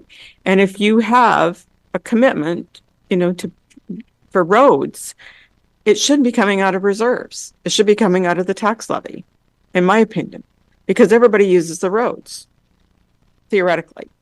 So once you start using reserves to fix the roads, it's like using your bank account to pay your hydro bill.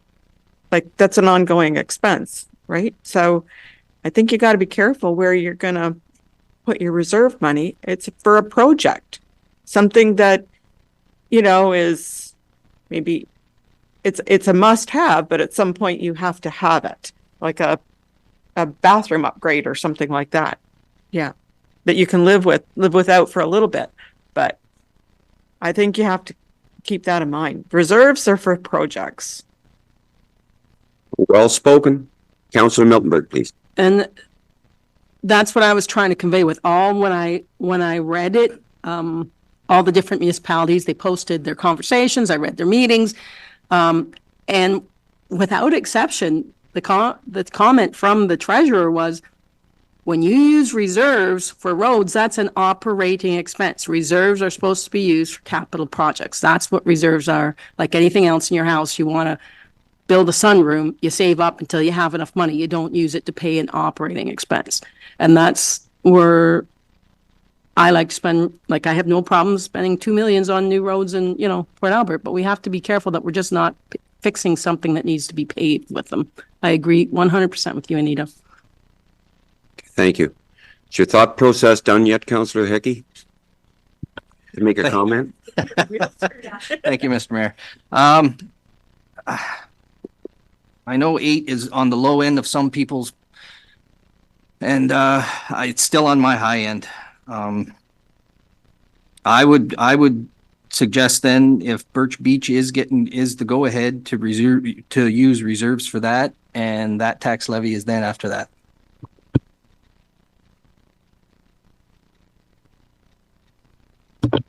Birch Beach is going to get paid, correct?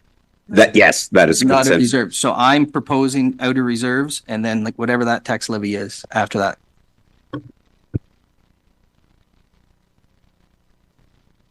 So that's 4%.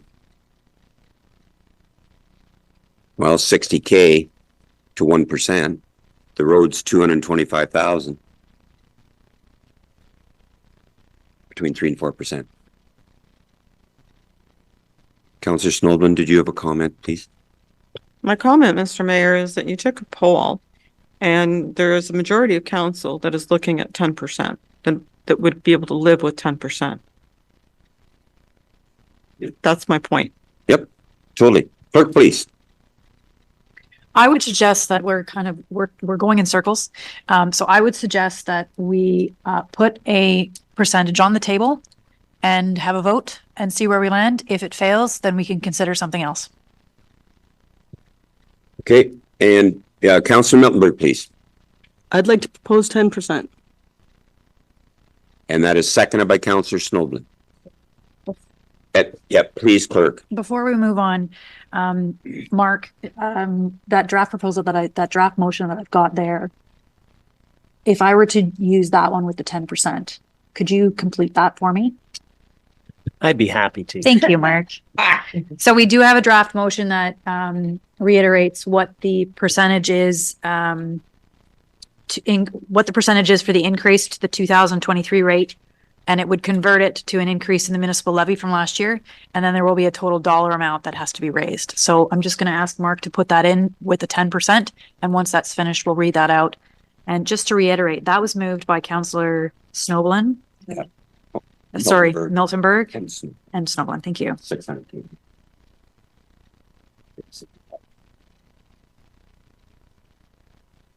Yep, we're just going to, so what we're voting on, and I think we all kind of are in that ballpark. And so we're going to see if there's support of council for a 10% levy increase. And it would be moved by Councillor Miltenberg, seconded by Councillor Snowblin, that I would say council agreed to council agrees to a 10% increase in the municipal levy from 2023, which raises an additional $598,558. So that's what 10% does. Did I read that correctly? No, please read it again, please. Thank you. Yeah. So I would just start at here. Can I have your pen? Absolutely, you can. Or I'll take it. Just take that. So council agreed to the 8.19% increase to the tax rate. Yeah, okay. Which is an increase to the levy. Yeah, okay. So, and I apologize for that. I fully understand that we like to deal with the tax rate. So council has agreed to an 8.19% increase to the 2023 tax rate, which converts to a 10% increase in the levy from 2023, which raises an additional $598,558. That is the motion. That is the motion. Are we all clear on that? 8.19% tax rate, 10% levy increase. All in favor of the motion? 1, 2, 3, 4. That is carried. Opposed? 2, 3. Opposed. And that is carried. Duly noted. Okay. A CO, please. So that's carried now. Ellen, do you need further direction on that capital budget on page 17, where we're at with that, or does that help you get where you needed to be for the comments that we received from council? That gets us closer. I think we just have to have a discussion about whether have we decided on all the projects that we are cutting? Yes. Okay, then that's great. Okay. Deputy Mayor, please. So this vote, this is the end of the budget negotiations. It should be, if I'm understanding it. So I have one comment, which will probably piss everybody off, but anyways, in your package under office, there is a line there that we went from $3,000 to $6,000 for staff party, appreciation, Christmas party or whatever it is. And I'm more in favor of that. I'm really good in favor of it, as long as it's not on a workday. I just want that brought up while we're still in this. So if, and it's because it's being increased from 3 to 6, and that's great. I think that's wonderful, but I just want to make sure it's not on a workday. Thanks for your comment. CEO, please. So for today's purposes, it's budget only. We'd have to look at the policy and see what it says. Okay. Well, it's Yep, please. okay. Well, the policy was that it was $3,000. That's what it was passed before, but now it's in the budget at $6,000. So that's why I wanted to. So if we don't look at it now, when do we look at it? Okay, thank you. CEO, please. So I guess to clarify, last year council agreed that it would be half of the 6,000 because it was halfway through the year. So we agreed to $3,000 last year, and then this year's a full year, it'd be 6,000. But if we want to take a look at the policy again, whether it's during staff hours or not, we'd have to do that at another meeting, not today. Today's for budget purposes only. Okay, Deputy Mayor, please. I would ask then that that be brought back to at another meeting, and we can discuss it at that point in time. So thank you. Okay, thank you. Councillor Snowblin, please. Well, to dovetail on Deputy Mayor's comments, so there are some things in the budget that I would like to have some discussion on. When would be the opportune time to do that? Right now? Right now. Okay. So, Sorry, can Yep. I have a break there for a minute? Oh, sure. You want to break for 5 minutes? We, Okay, cool. So we are going to resume, be in recess until 12:20, which is 4 minutes.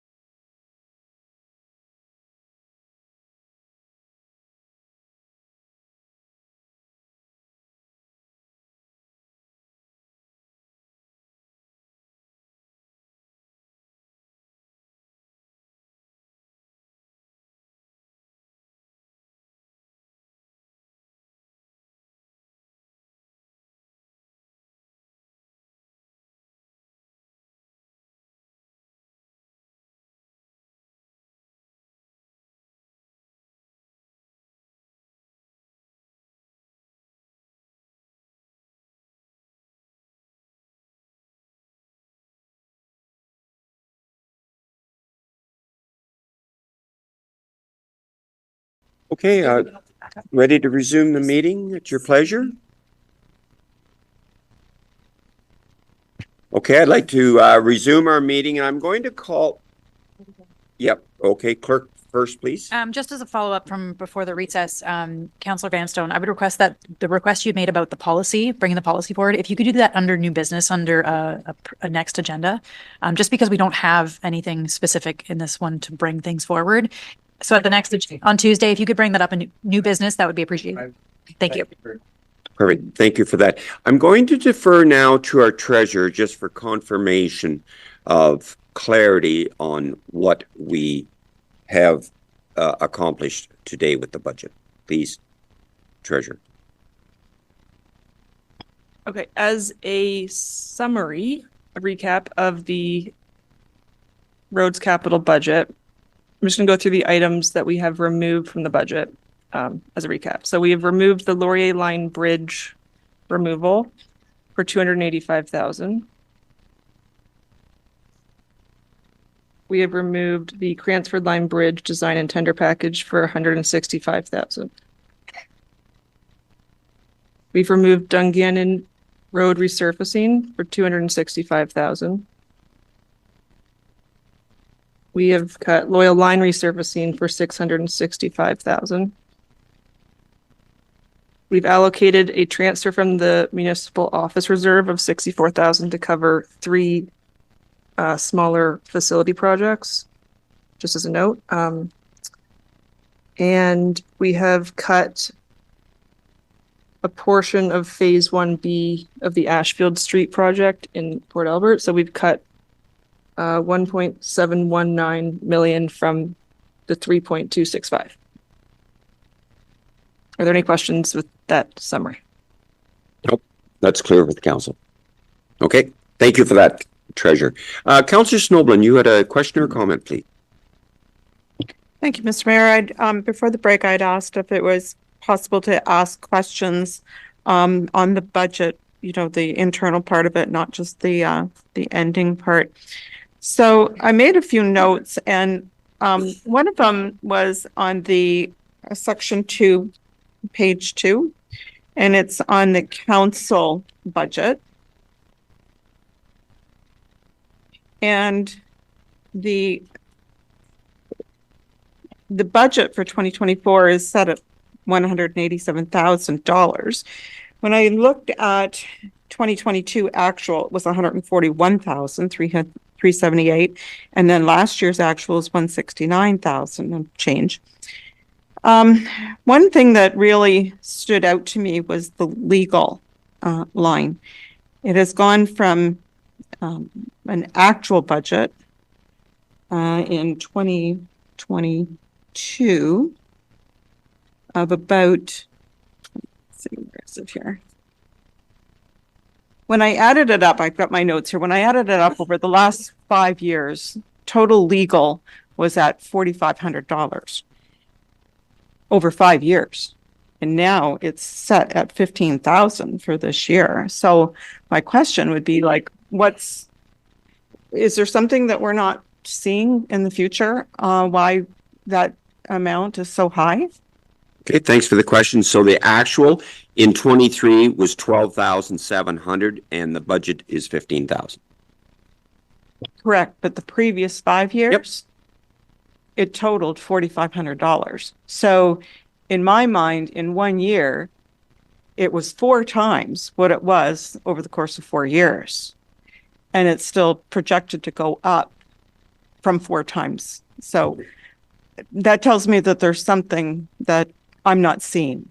Nope, fair enough. And I will defer to our CEO to respond, please. I'm gonna let Ellen look it up, but I'm trying to guess, and if I had to guess, did it have to do with? Oh, there it is, right there. Now it's come up. So this is all the Integrity Commissioner investigations, Integrity Commissioner, MCIA, the Conflict of Interest Act, the Integrity Commissioner. It's all Integrity Commissioner and MCIA, which is Municipal Conflict of Interest Act. So it was actually 12,726. Anita, you're correct. We hardly spent any money in the past, but we did a lot this year. Ellen put in the budget for 15,000 just to make sure in case we anticipate the same. It may be less this year, but we don't know. Is that a fair comment, Ellen? Yeah, that's a fair comment. I think we're seeing an increase in legal expenses across departments. It's not just council, it's public works, it's planning. We're seeing more appeals being made on plan applications. So just a consideration, and it's something I would like to look into more this year is like the allocation of any budget surpluses. So there's an option that we could allocate any surpluses in the legal budget to a specific legal contingency reserve for future years. Just something to kind of keep in the back of your mind this year. Okay, please. Does that answer your question? And a follow-up or another question, Councillor Snowden, please?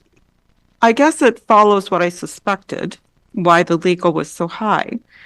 And I think that there's an opportunity for us as counselors to take responsibility and take action towards that and try to make that number better. I think it's incumbent upon ourselves to look at ways that we can mitigate that number. And I think we'd be doing a service to the people that we represent by lowering that number. And if that requires us to take, some education and some training, I'd far rather see that $15,000 go towards education and training as opposed to legal.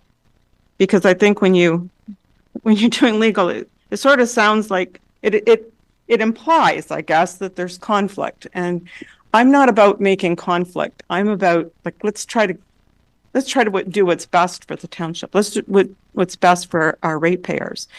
And if that means I need to learn something, then I'm going to go take a course or do something to learn it. I don't want to take that money and pay a lawyer because I had a fight with somebody. So that's my comment. And a very astute comment. Thank you very much for that, Deputy Mayor Vanstone. Yes, thank you, Mr. Mayor. This is to Ellen, and I'm sorry, I had a sheet at home with all the pages and stuff on it, and I've left it there. But anyways, you made a comment in here somewhere, and I don't know where now, that in the next 10 years, we're going to get a lot of downloads from the province and I think it was 3.89% or something like that. Is that for sure, or are we just estimating that or thinking that's going to happen?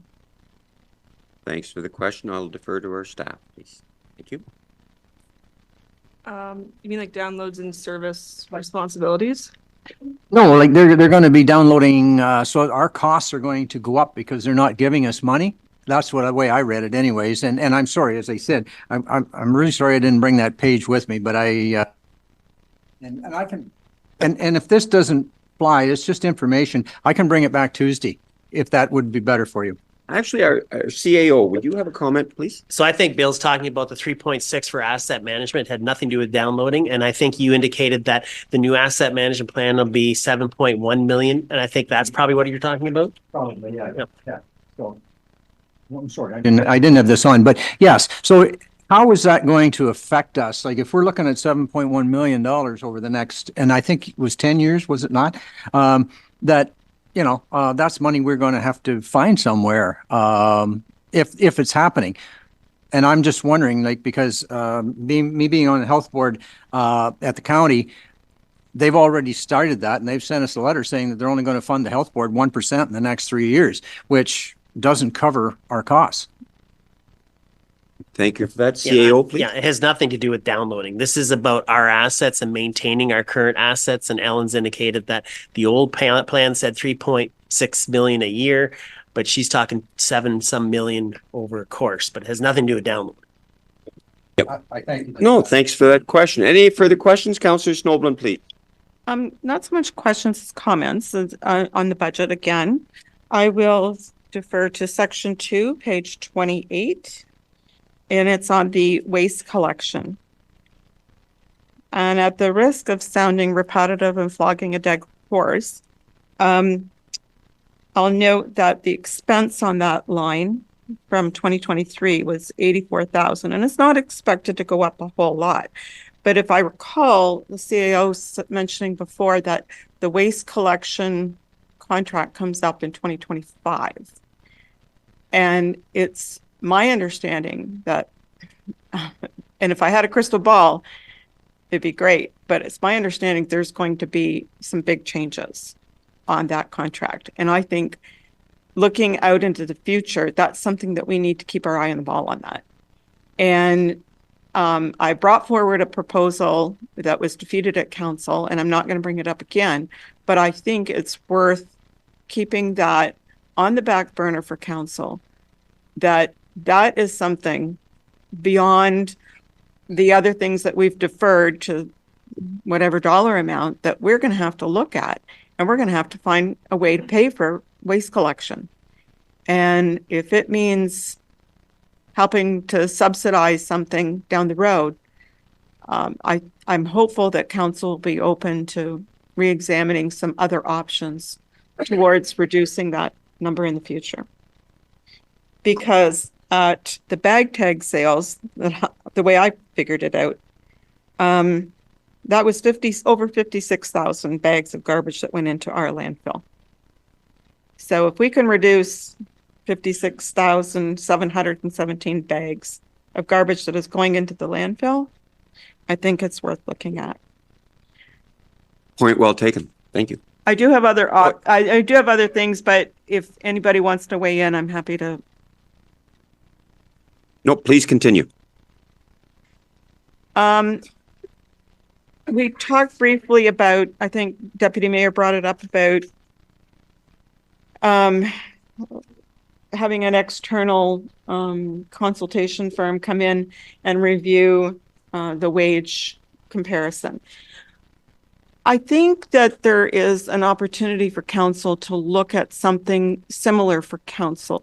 And I don't know what that looks like. I talked briefly to the clerk about that during the break. What does that look like? I'm not sure, but I'm not really comfortable setting our own wage and setting our own mileage, but maybe we need to have that based on something. And I know that the clerk mentioned it's based on the CPI and so on, but I'm open to suggestions if there's a better way to do that, and maybe ask the clerk to weigh in on that. Thank you for that, and I'll defer to our CAO, please. So I'm going to have a short answer because rather than debate how things are done, because today's purpose is the budget Right. only, the budget amount it is, but I would suggest that once the budget is passed, you proceed with this wage market review. We can also have them do council wages as well. And it's difficult to compare wages. We, like other municipalities have done this in the past. You can't compare the gross amount, because the gross amount, what a councillor makes here or makes in West Perth or makes in here in Kinloss, it could be dependent on how many meetings they have. So it should be based on the stipend and the meeting rate. So when we come to that point in time whether we accept the proposal, I would suggest at that time we include council in it, and that would give us a fair statement to say where we're at. Fair enough. That sounds very reasonable. I think I'd feel better if there was some other kind of comparison other than just ourselves looking, what am I worth? I would like somebody else to determine what we're worth. Okay, thank you for that. Councillor Miltenberg, I believe you had a question or comment? All I want is a policy. I don't care who makes it. So I think that's a great idea. Policy is key. Further questions, comments? Councillor Miltenberg, please. Now, this is a matter of interest. When I look at one point last year, you put them all on one thing the last 5 years, and this year we got one. So I find it very helpful because then I'm not writing scribbly little notes. So if going forward, if we have to talk about that, just make it a policy that we get previous years as opposed to just one, especially in these wildly fluctuating times, what seems to me, because it was so stagnant for a while, you really need to look at an average over years, or at least I do, to be comfortable. So having said that, I was going through everything with the 5-year comparison. And if you look on page 1, isn't that handy, in the second one? It's the bank interest general. And over the last 5 years, it's averaged between $60,000 and $70,000, like only $30,000 in 2022, but $1,009 in 2021. So I think rightly we budgeted $50,000 in 2023, but it was actually $300,000, which was a wonderful bonus. And I see that we're budgeting $150,000 for this year based on, and I'm wondering if it's based on like a stagnant, like if you follow the interest rates, which I do quite closely, they're not projecting any raises for at least 6 months, or at least Bank of Canada. And I know that there's got to be some legislation about how you can invest your reserves and what portion, and I have no idea how it works. I'm just wondering, is that a conservative number? Because certainly based on the last 5 years, it's quite high, but based on last year, it's not. So I'd like, just for my own curiosity, how we come up with those numbers. Okay, thank you for that. Ellen, please. So for the purpose of preparing the budget, I took the projected opening balance of the reserve funds, which do accrue interest, and I used a very conservative interest rate of 2%. We've been very fortunate to see just our bank interest rate at 5.5, 5.25. 3 years ago we were at 0.75%. So it was a great year last year, but I just wanted to use a nice conservative 2%, because some of the balances we don't get transfers from the provincial government until September, so it was just a conservative number. Please. So I know that we'll have reserves, some will be committed funds, some will be uncommitted funds, some will be, say, example, and I'm using my own, I would like to see at least $1 million between 750 and $1 million in the K2. And knowing that, do we invest only in, say, short-term banking, or do we have some in longer term where you get a better rate, but it's harder to get it out? Like, this is a question that didn't occur to me when I came on, because there was no need for an investment strategy because the interest rate was 2% and was for the first so many years. But we certainly have seen changing times in the last 2 years. And I guess I'm wondering about investment opportunities for long-term held capital reserves. Do we have them, or are we thinking about them, or is there legislation, that kind of stuff? Thank you for the question. CAO, please. So rather than debate this today, because this is not up for discussion, because this is a budget meeting. So our anticipation, Ellen and I have talked, or the treasurer and I have talked, we plan on bringing forward an investment policy for council to look at. Great. So I don't want to debate this anymore today, because we're here for budget purposes only and not other policies. Thank you. No, that's a great policy. Councillor Snowburn. If I might dovetail into Councillor Miltenberg's suggestion about the comparative budget amounts over the previous 5 years, I fully concur with her and endorse that. But further to that, I don't know if it's possible, but I hope it is. Would it be possible to even have just a one-page pie chart with what the expenses are? For example, the pie chart, and the council would be a sliver with the percentage in, and then capital projects with a sliver and the percentage of it. Simply because it's a great visual for an instant read of what your budget looks like. Thank you for the question. CAO, please. And I think in the newsletter that we do to the public, that's always a pie chart, or has been in the past, and maybe Ellen wants to add to that. Yeah, once we're finished today, we'll bring back a revised budget for approval, and my plan is to include a couple page executive summary where I'll include some nice graphs for you. Everybody likes pictures. Thank you. Oh, you're welcome. Any further questions or comments? Seeing Councillor Forrester, please. Thank you, Glenn.